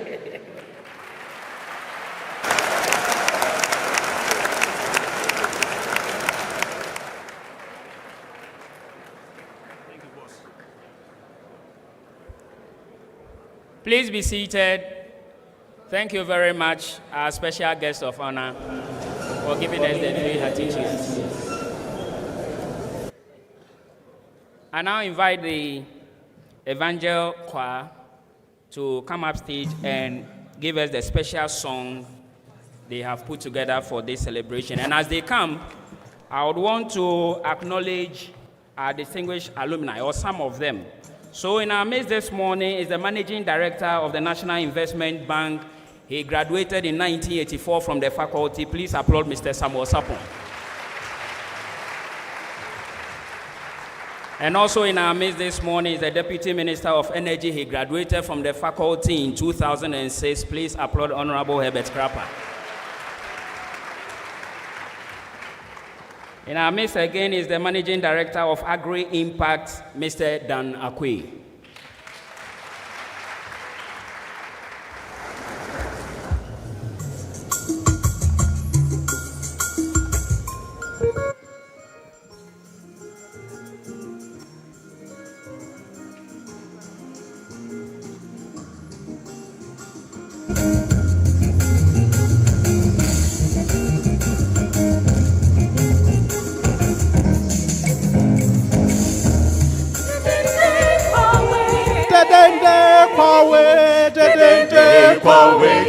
Fone kwa yamide lansuna tadi yamiko dedende kwawe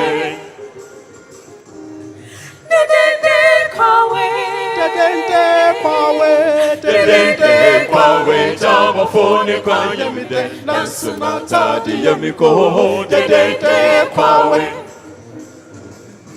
jabo fone kwa yamide yamde o jabo fone kwa yamde o jabo fone kwa yamide ambasene kwa yamide nansu natadi yamko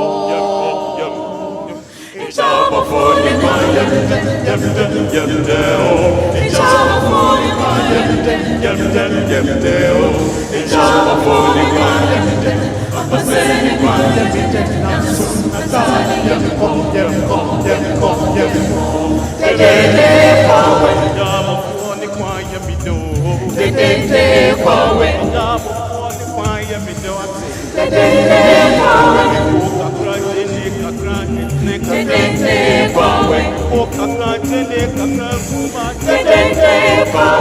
Washing your grantier, washing your grantier, watching my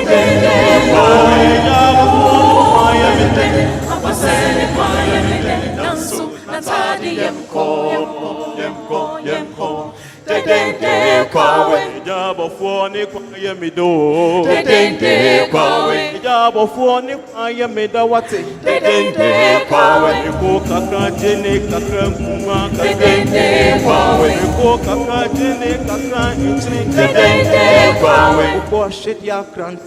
Ni ochim padende kwawe boko ashid ya krantia ni ochim padende abasene kwawe atale yemko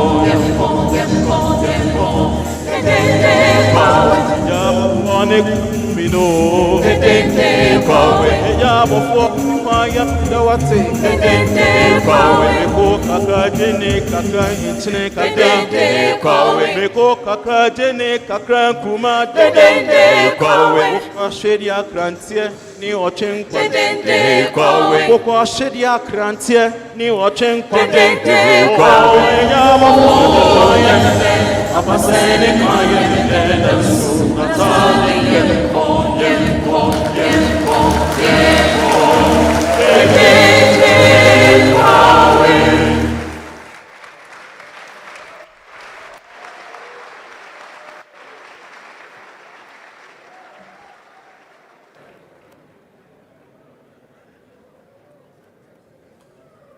So, because we are farmers, this is the song you gave us.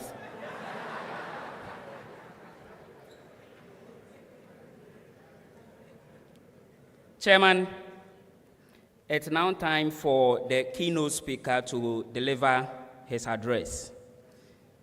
Representing the keynote speaker, who originally was scheduled to be the current Agric Minister, is the Deputy Minister for Agric and also the MP for Manso Adubia constituency. Shall we please applaud Honorable Yao Frimpong Ado?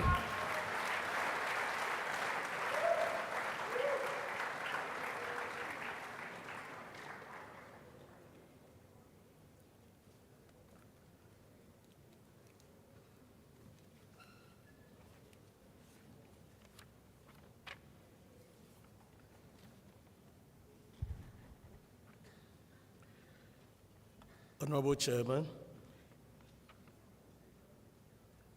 this speech I'm going to read is going to be done on behalf of the Sector Minister, who would have wished to be here himself. And as I speak, I wish he was here himself, because almost everything that is in this test has been said already by previous speakers. So I will crave your indulgence, Mr. Chairman, to skip certain portions so that we can get away with this program on time so we continue the celebration. Representative of His Royal Majesty Otumfuo II, Madam Vice Chancellor, Pro-Vice Chancellor, Registrar, my seniors here present, Deputy Minister, MPs, Provost, Deans and Directors, Heads of Department, alumni, distinguished guests, staff and students, our friends from the media, ladies and gentlemen, thank you for the opportunity to join you in celebrating 70 years of remarkable progress in agriculture, education, and research of the Faculty of Agriculture of this noble university. 70 years in training and modeling young individuals in agriculture and contributing to agricultural research and development is no mean achievement. I, therefore, say aiko to all who have trailed this path and contributed to the success.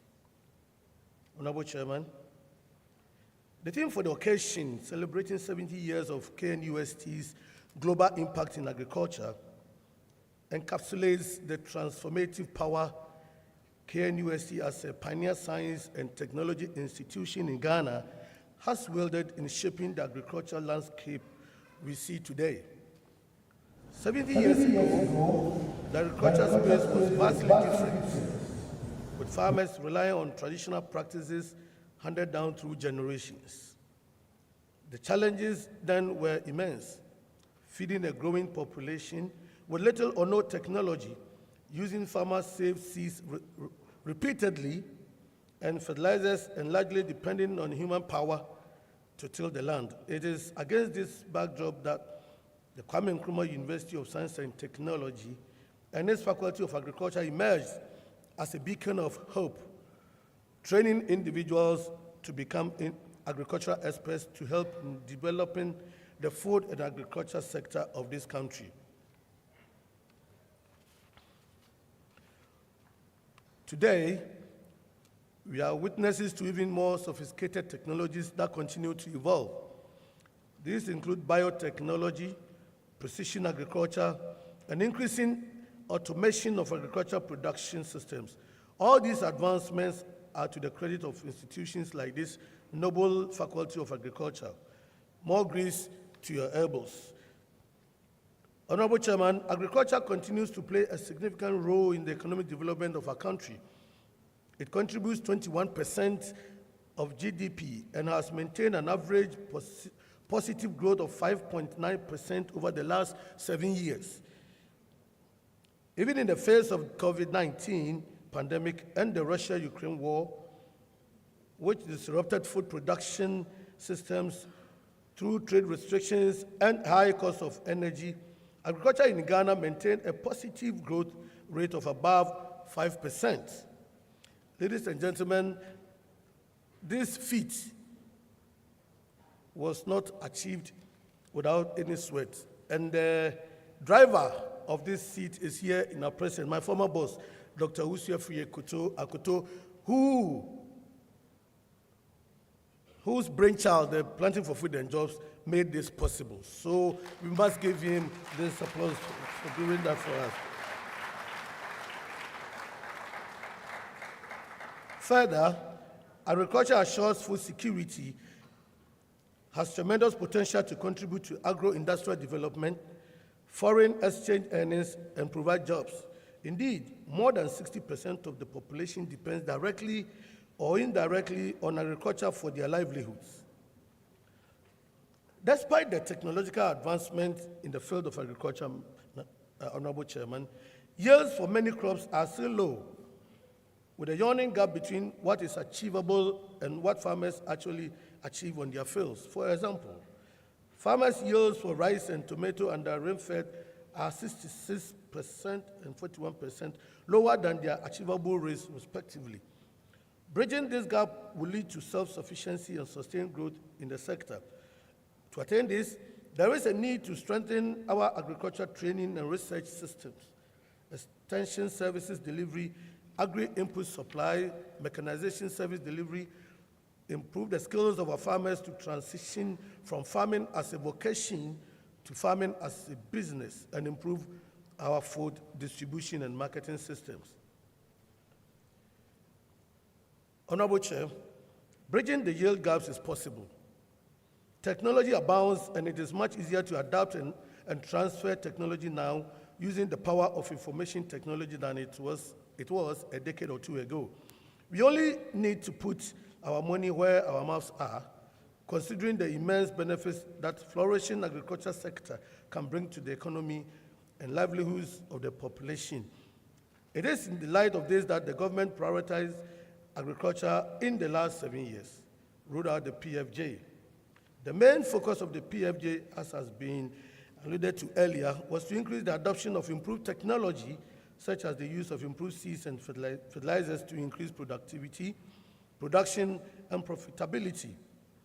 Significant successes have been recorded, albeit with some challenges. Notable successes include: 1, a relatively stable food security environment with self-sufficiency in major staples such as maize, cassava, and yam. 2, increased agriculture sector growth rate from 2.7% in 2016 to an average of 5.9% from 2017 to 2022. Increased use of improved inputs with fertilizer application rate rising from 8 kilograms per hectare in 2016 to 25 kilograms per hectare in 2022. Notwithstanding these successes, Honorable Chair, the second phase of the Planting for Food and Jobs was developed to address some implementing challenges and build on the successes of the previous program. The PFJ 2.0 holds a lot of promise for the food and agriculture sector, given the valuable lessons learned from the past. It is a 5-year strategic intervention between 2024 and 2028 that marks a major shift from the input subsidy program to an input credit system.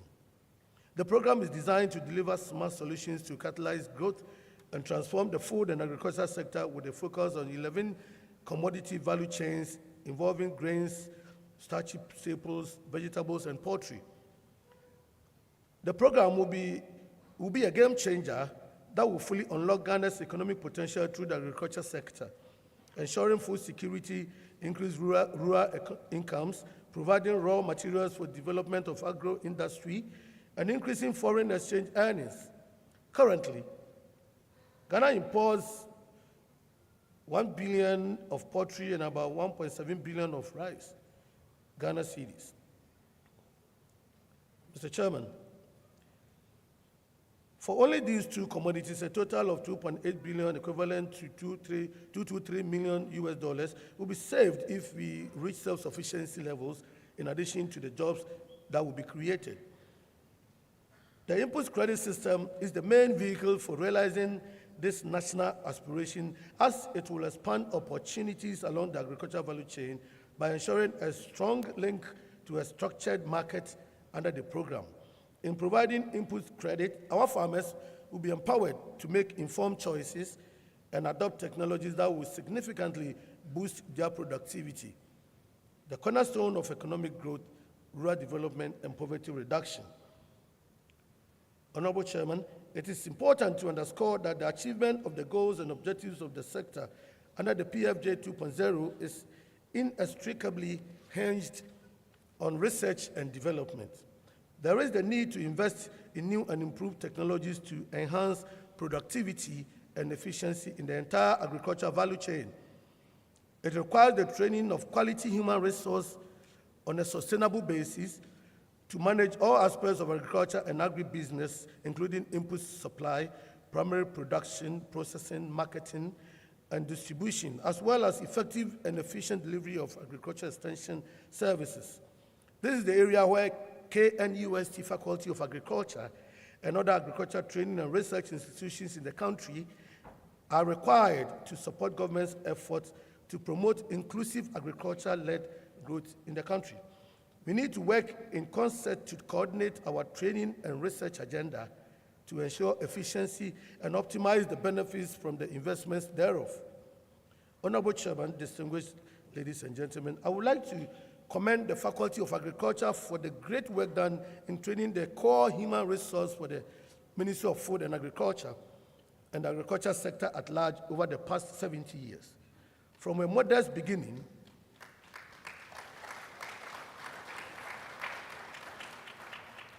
in 1952, when you were training a few tens of agriculturists for MOFA, you have grown to the point where you produce hundreds of graduates annually in all disciplines of agriculture. The government and the entire country benefit from and are proud of your excellent achievements in agriculture manpower training and development. I dare say, however, that the graduates to contribute more to agriculture and economic development, the Faculty of Agriculture needs to improve the practical component of the training curriculum.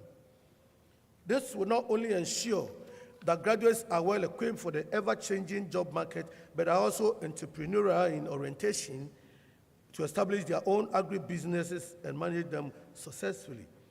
This is the best way to build on the solid achievements and continue to remain relevant and impactful in the global agribusiness. On this note, I'm happy to announce that under the PFJ 2.0, the ministry is partnering with the Youth Employment Agency to provide incentives to entrepreneurial youth who want to venture into the production of the selected commodities.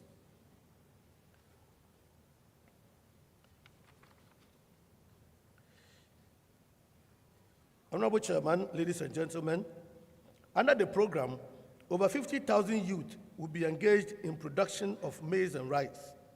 And with the analysis that has been done so far, there is every indication that 2.5 million metric tons of maize will be produced in a year, which is the current national demand. Additional 50,000 youth engagement will mean that we have surplus for exports. I therefore urge graduates from our tertiary institutions who have received agricultural training and have acquired the needed skills to take up this challenge and enroll onto the program. Apart from honing their skills, they will also have the opportunity to earn better incomes and contribute to increased production. I also encourage the Faculty of Agriculture of KNUST, as well as other faculties of agriculture in the country, to take advantage of the PFJ Phase 2 and get actively involved in agriculture production on a commercial scale. I'm aware that you have vast agricultural lands at Angomaso. It will provide the faculty with income and serve as an avenue for practical training for your students if you roll onto this program.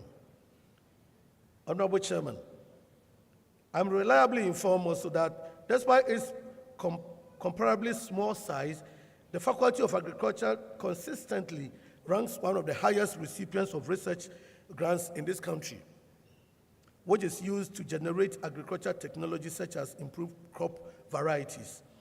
The grants are also used to train scholars, PhDs, and MPhils for the country and the sub-region, and for training many agricultural value chain actors across the country. Please keep it up. Indeed, your impact over the 70 years has been phenomenal on all fronts. Some of your senior members have contributed significantly to the development of government policies and programs for the agricultural sector. For example, a team of experts from the faculty recently led the newly established Tree Crop Development Authority of Ghana to develop technical operational manuals and guidelines for the commercial production of 6 crops in the country. It is important to underscore here that the development of these 6 tree crops has the potential to rake in foreign exchange, with each crop estimated to earn $2 billion United States dollars per annum.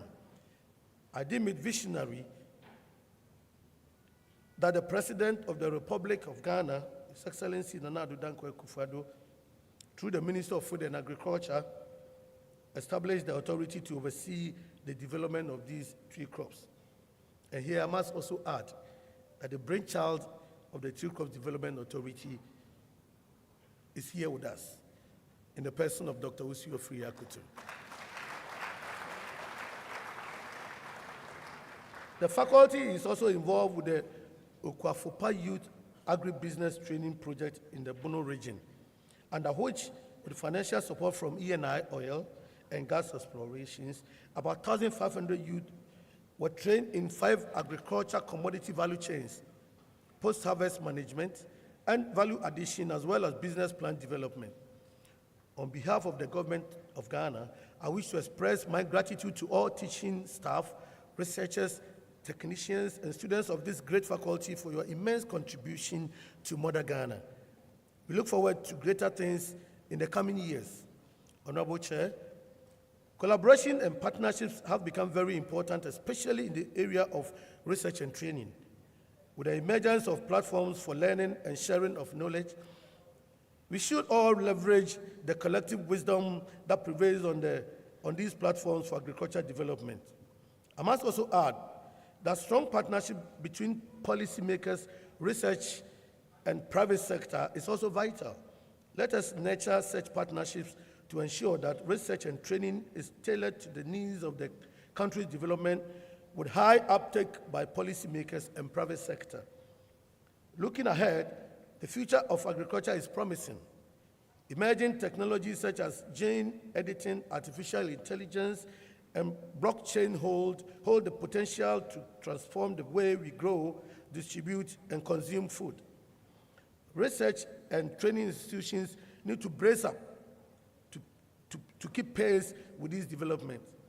In this respect, I call on all agriculture sector stakeholders to strengthen ties to exploit the opportunities of these technologies to the benefit of the country.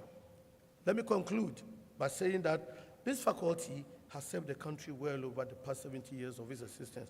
I know the best is yet to come.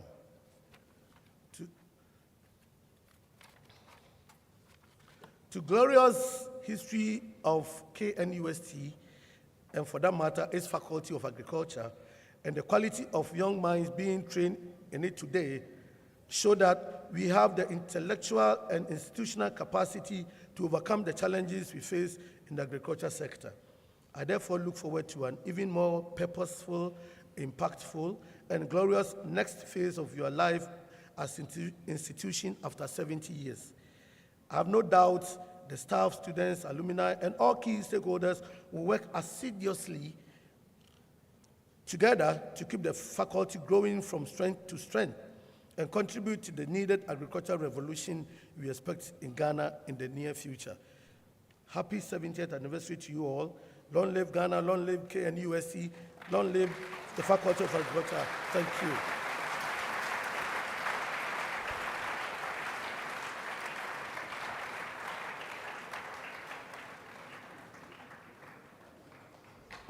Thank you very much, Honorable Deputy Minister for Agriculture, for stepping in for the Minister.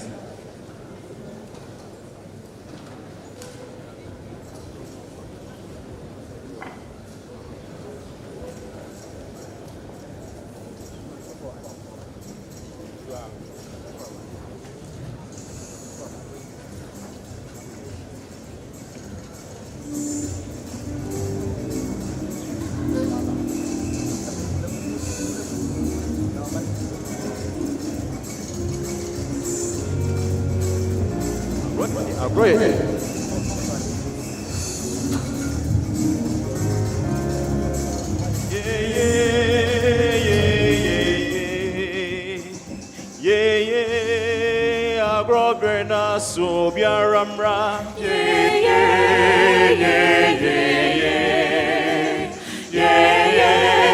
Agrobrena so, Emrena so, Obiaramra, Agrobrena so, Brena so, Obiaramra, Agrobrena so. Yeah, yeah, yeah, yeah, yeah, yeah, yeah, Agrobrena so biaramra. Yeah, yeah, yeah, yeah, yeah, Agrobrena so. Emrena so, Obiaramra, Agrobrena so. Brena so, Obiaramra, Agrobrena so, Obiaramra, Agrobrena so, Moframra, Agrobrena so, Penimra, Agrobrena so, Agroyede, Agrobrena so, Agrobrena so, Yanko Benkum, Agroyede, Yankonifa, Agroyede, Yankoyechi, Agroyede, Yankoyenin, Agroyede, Yedo, Obiaramra, Agrobrena so, Moframra, Agrobrena so, Penimra, Agrobrena so, Agroyede, Agrobrena so, Agrobrena so, Yanko Benkum, Agroyede, Yankonifa, Agroyede, Yankoyechi, Agroyede, Yankoyenin, Agroyede, Yedo.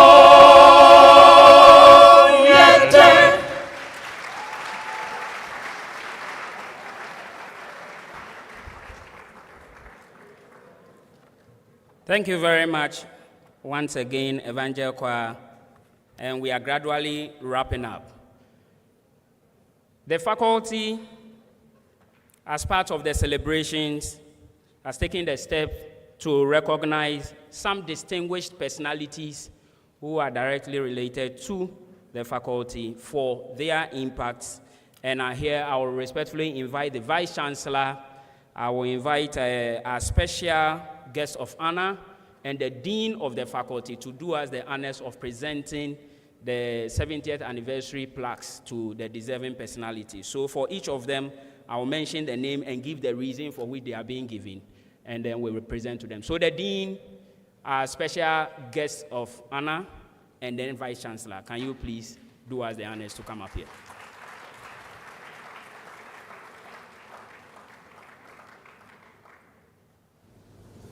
To our very first award, recognizing your exceptional community service, notable achievements in politics, transformative influence on agriculture in Ghana and beyond, we present this plaque with heartfelt appreciation on the occasion of the 70th anniversary of the Faculty of Agriculture, dated today, 13th February 2024. And this one goes out to our chairman, Honorable Hackman Owusu Ajiman.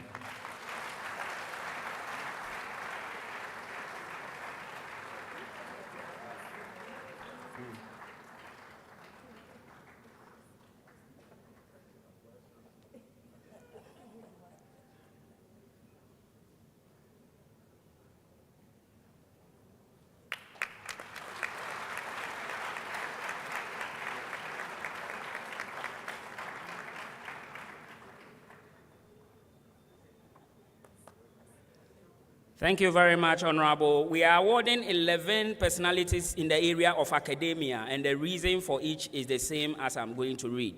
In recognition of your unwavering dedication to academia, exemplary service to students, and profound impact on the global agricultural landscape, we present this plaque with sincere appreciation on the occasion of the 70th anniversary of the Faculty of Agri KNUST.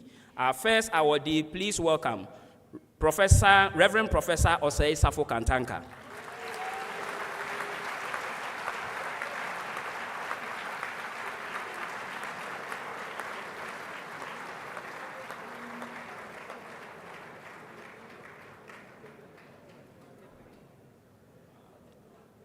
If you are minded, he was a bishop as well, Methodist Church, Kumasi Diocese. Thank you very much, Professor Safo Kantanka. Our second awardee in the area of academia, please welcome Professor A.K. Tuyan.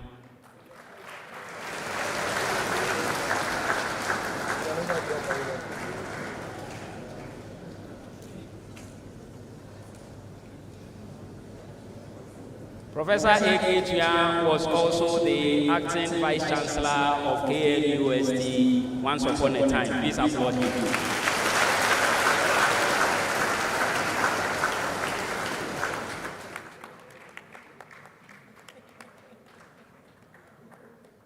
Thank you very much, Prof. Tuyan, and a former dean of the faculty as well. Our next awardee is Professor S.A. Osei, also the chairman of the planning committee, first provost of the College of Agric and Natural Resources.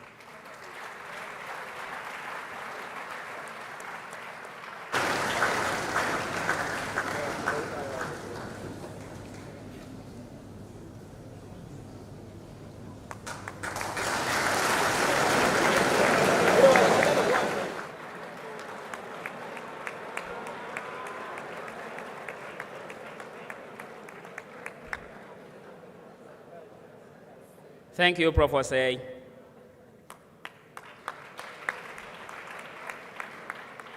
Still in academia, next awardee is Professor D.B. Mukai, a distinguished animal scientist and former dean of the faculty.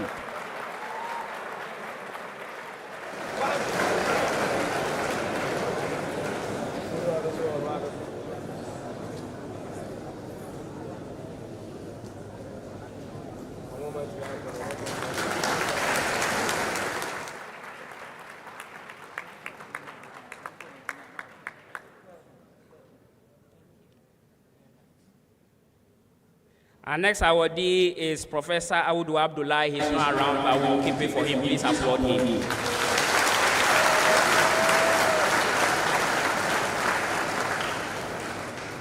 Our next is Professor Gabriel Ayumte, former Vice Chancellor, UDS, also a proud alumnus of the faculty. Is he around? Okay, representing him, please receive the award on his behalf.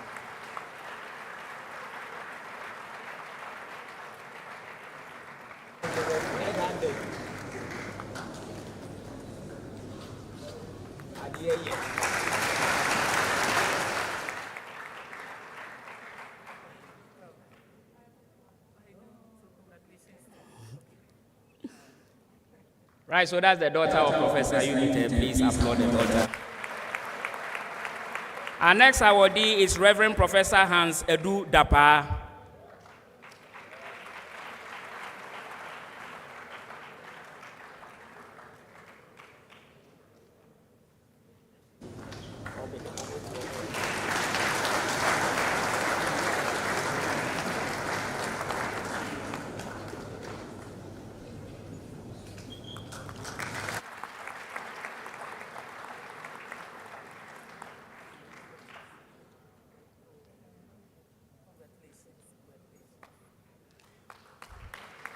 We are not awarding only what seems to be the young professors blazing the trail are also in here. Please welcome Professor Vincent Logan.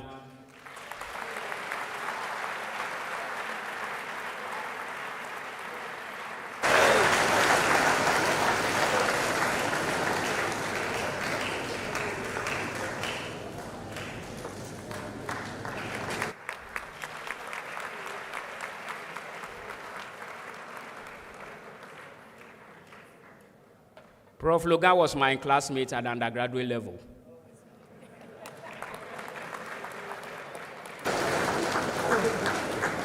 Our next awardee is still in the area of academia. Please applaud Professor E.L.K. Osafo.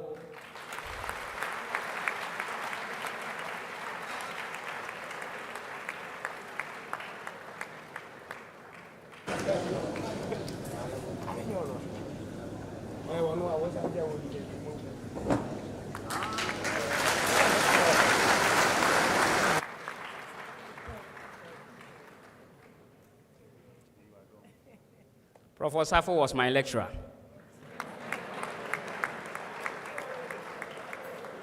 Another distinguished lecturer who taught me, please welcome Professor Mrs. C.C. Etuahene.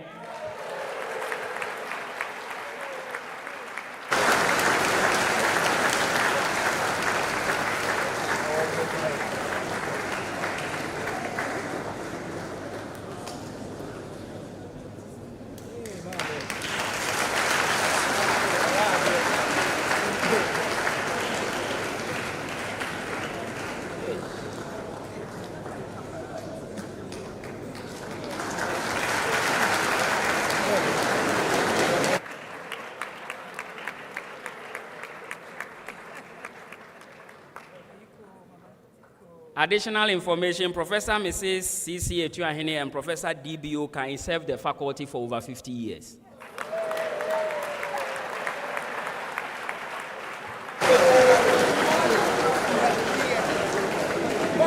Our next awardee is Mr. Asamoah Kojo Benson.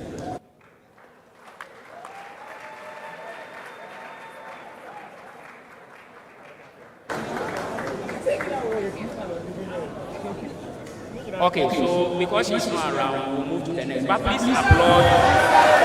If you're around, he's sending. Oh, okay.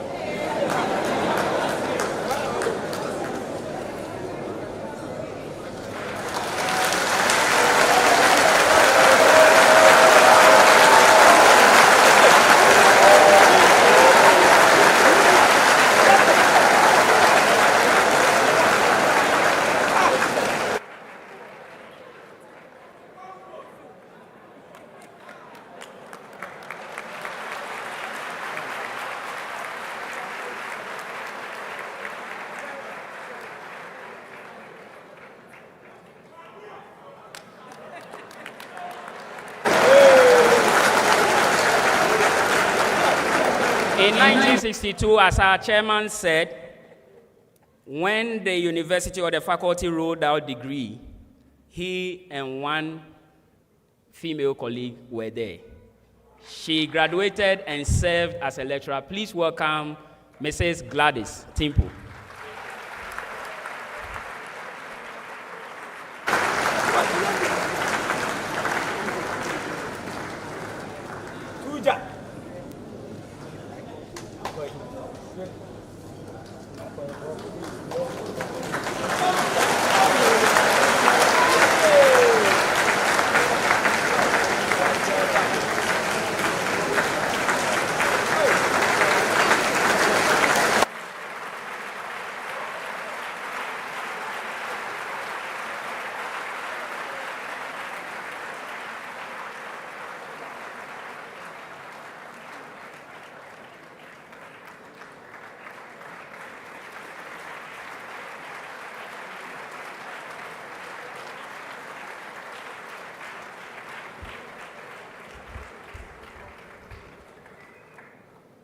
Now we'll wrap up with awards to our alumni blazing the trail in industry.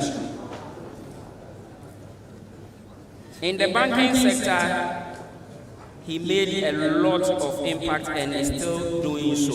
For your remarkable contributions to the agri sector and your lasting influence on human resource development, we present this plaque with sincere appreciation to you, the following people, on the occasion of the 70th anniversary of KNUST. Our first awardee, Managing Director, National Investment Bank. Please welcome Mr. Samuel Sapon.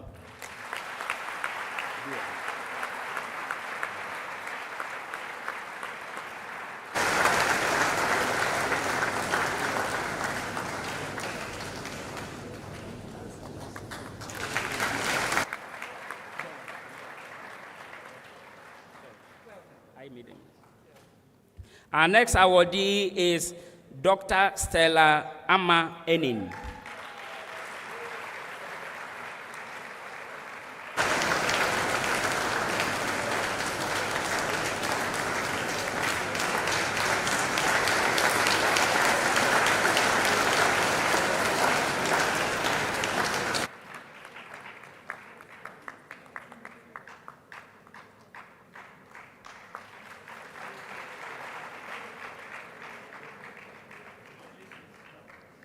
Our next awardee is Dr. Robert Esiedu.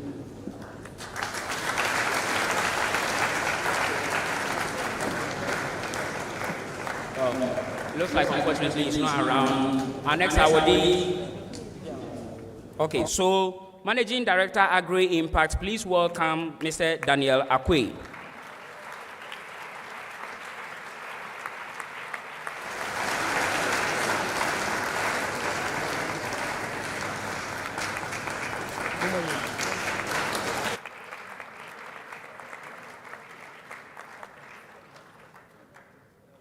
Next to come up stage is Mrs. Diara Fatimata Bintu.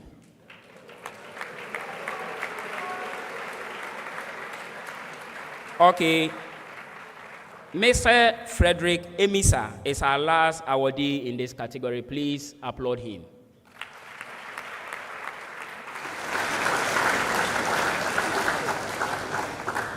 All right, thank you very much, Honorable Vice Chancellor and the Dean of the Faculty. Good. So to commemorate the celebration, we are coming to cut the anniversary cake.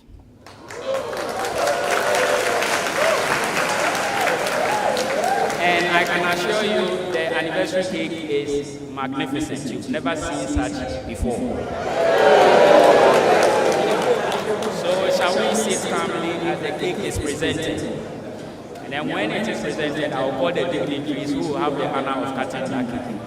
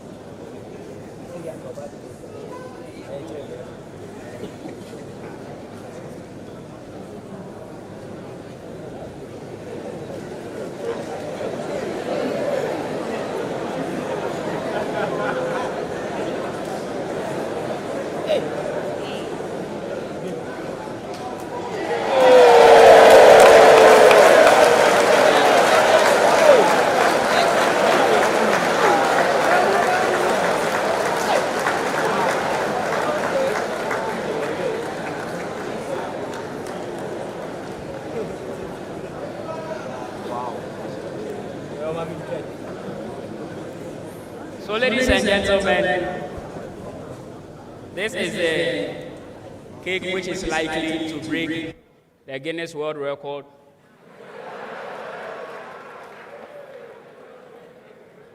So these are the people who are respectfully invited to help cut the cake. Of course, our chairman for this occasion, please welcome Honorable Hakma Uswajiman, our Vice Chancellor, our special invited guests, all our past Vice Chancellors here present. Please join. Professor Kwesi Obri-Danso is here. Please applaud him. All of you should please come back. And then Honorable Deputy Minister for Agric, please come up stage.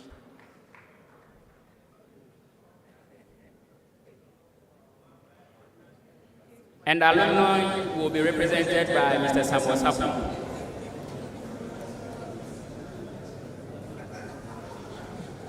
As you can see, that is your auditorium. Dean and Provost.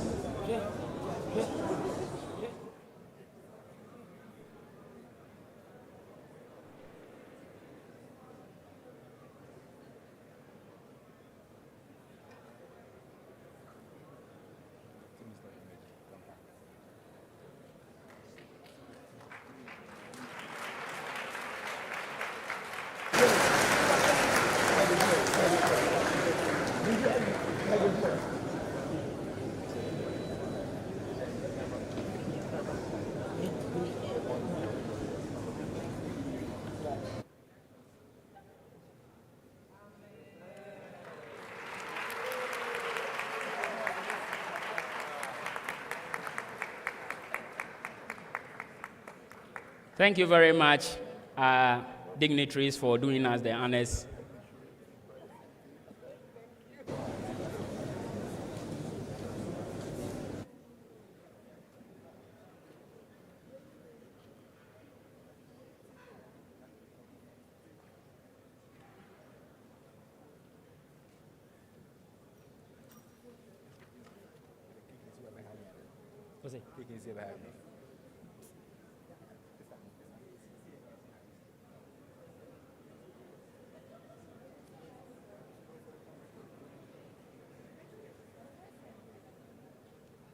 We are deciding on whether to let it be there and be displayed or to go and cut and then. So you give us some time. It should be there.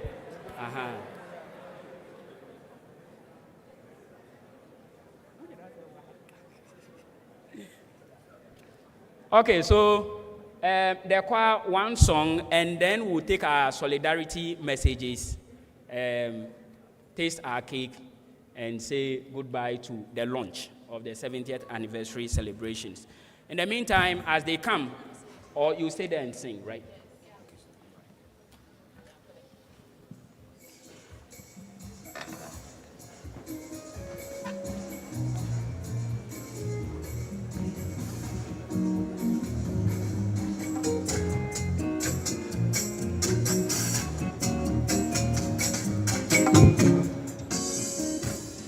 Baby papa bi wasi the cha ujo. Say baby papa bi wasi the cha ujo. Say baby papa bi wasi the cha ujo. Say baby papa bi wasi the cha ujo. Engemi na maye eye ukuto na waye. Say baby papa bi wasi the cha ujo. Kasi pray engemi na maye eye ukuto na waye. Say baby papa bi wasi the cha ujo. Engemi na maye eye ukuto na waye. Say baby papa bi wasi the cha ujo. Kasi pray engemi na maye eye ukuto na waye. Say baby papa bi wasi the cha ujo.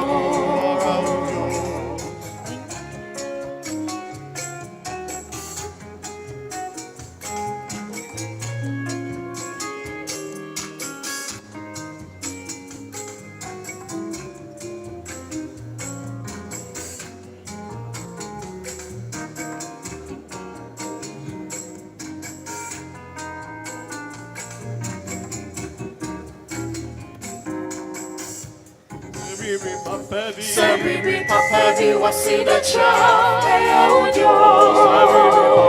Sebibi papebi wasidacha eyaujo.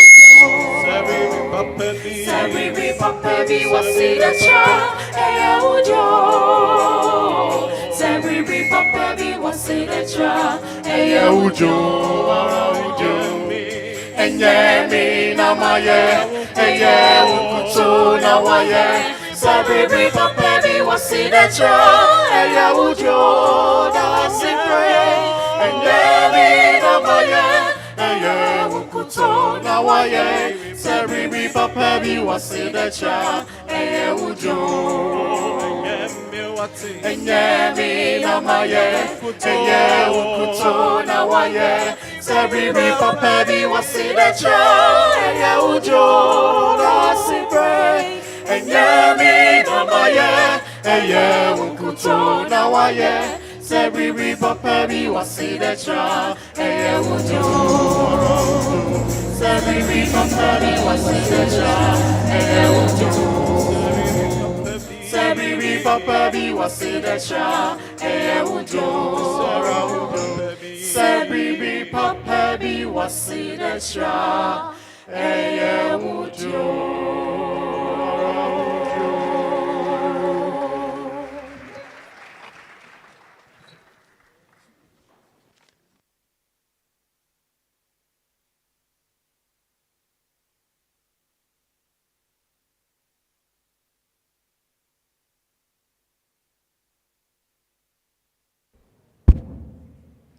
All right. So I would want to acknowledge the following people for gracing the occasion. Mr. Benjamin Aful-Eshen is the Managing Director of Ahantama Rural Bank. He is an alumnus, graduated in 1991. Thank you very much for coming. Reverend Mrs. Bridget Opoku Sarkodie represents the 2004 year group. She is the head of Alternative Distribution Channel Star Assurance. Thank you for coming. Now, you heard the plea of the dean towards the renovation of the LT and the library. Very important for academic work. And I'm happy to announce that some companies already, and even as we sit here, and various year groups and alumni have started contributions towards that.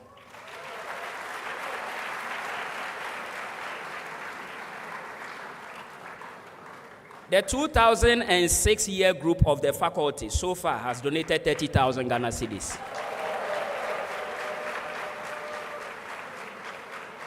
Rainbow Company Limited, whose managing director is also an alumnus of the faculty, donated 50,000 Ghana cedis.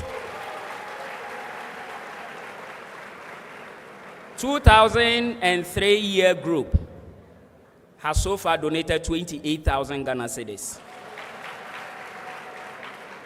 Mr. Dan Akwe and Agri Impact has donated 30,000 Ghana cedis.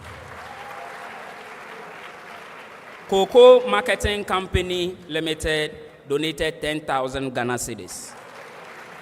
And the donations keep coming. So to all our alumni listening, various year groups, get your acts together and let us hear from you. So at this juncture, when you are done with your contributions, you pay into the College of Agric and Natural Resources GCB account, KNUST branch.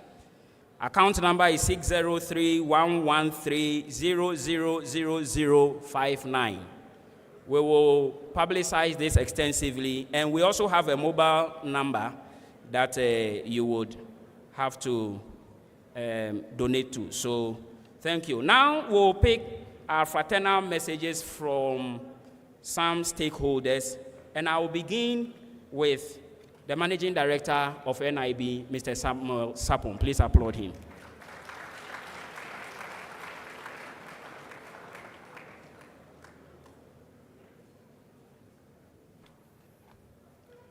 Good afternoon. Honorable Chairman, I would like to stand on existing protocols so that we don't waste my time. I think today is the day that the Lord has made, and we must rejoice in it.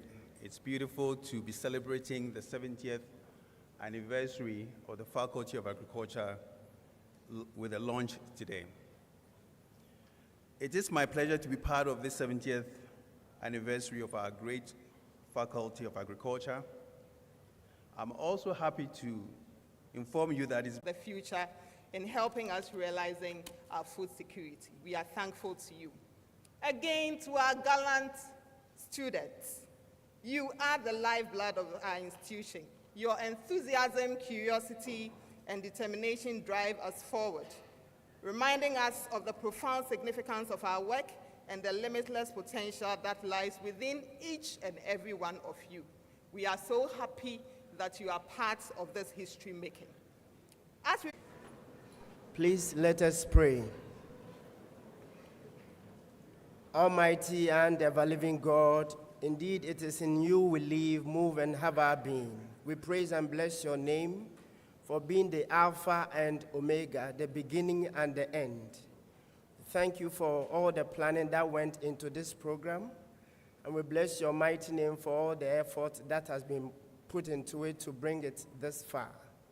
We started this launching in your name, and by all standards, by your grace, it has been a very successful one. We bless your mighty name for all the individuals who traveled from far and near, and the knowledge and the insight and the experiences they have shared. We give you all the glory and the praise for all the programs that have been outlined both for this week and the months ahead, culminating in a great program in June. We lift all of them before you, asking that this celebration of 70th anniversary of the Faculty of Agric is going to rejuvenate us, give us new ideas, even as we forge ahead to develop people to serve humanity, both in Ghana and beyond. As we bring this program to an end, Lord, we commend ourselves to you, asking for your divine protection and guidance. May you carry us safely to our various destinations, and may you continue to help us to reflect on all the experiences you have had here, so that we will enrich ourselves and our faculty and the university as a whole will be enriched. Bless us, O God, even as you bless our nation, Ghana. We thank and bless you for hearing our prayers, because we have asked for this and many more blessings through Christ Jesus our Lord. Amen. So please hold on. Our VIPs will take their photographs and move out. Then the rest of us can take our photographs.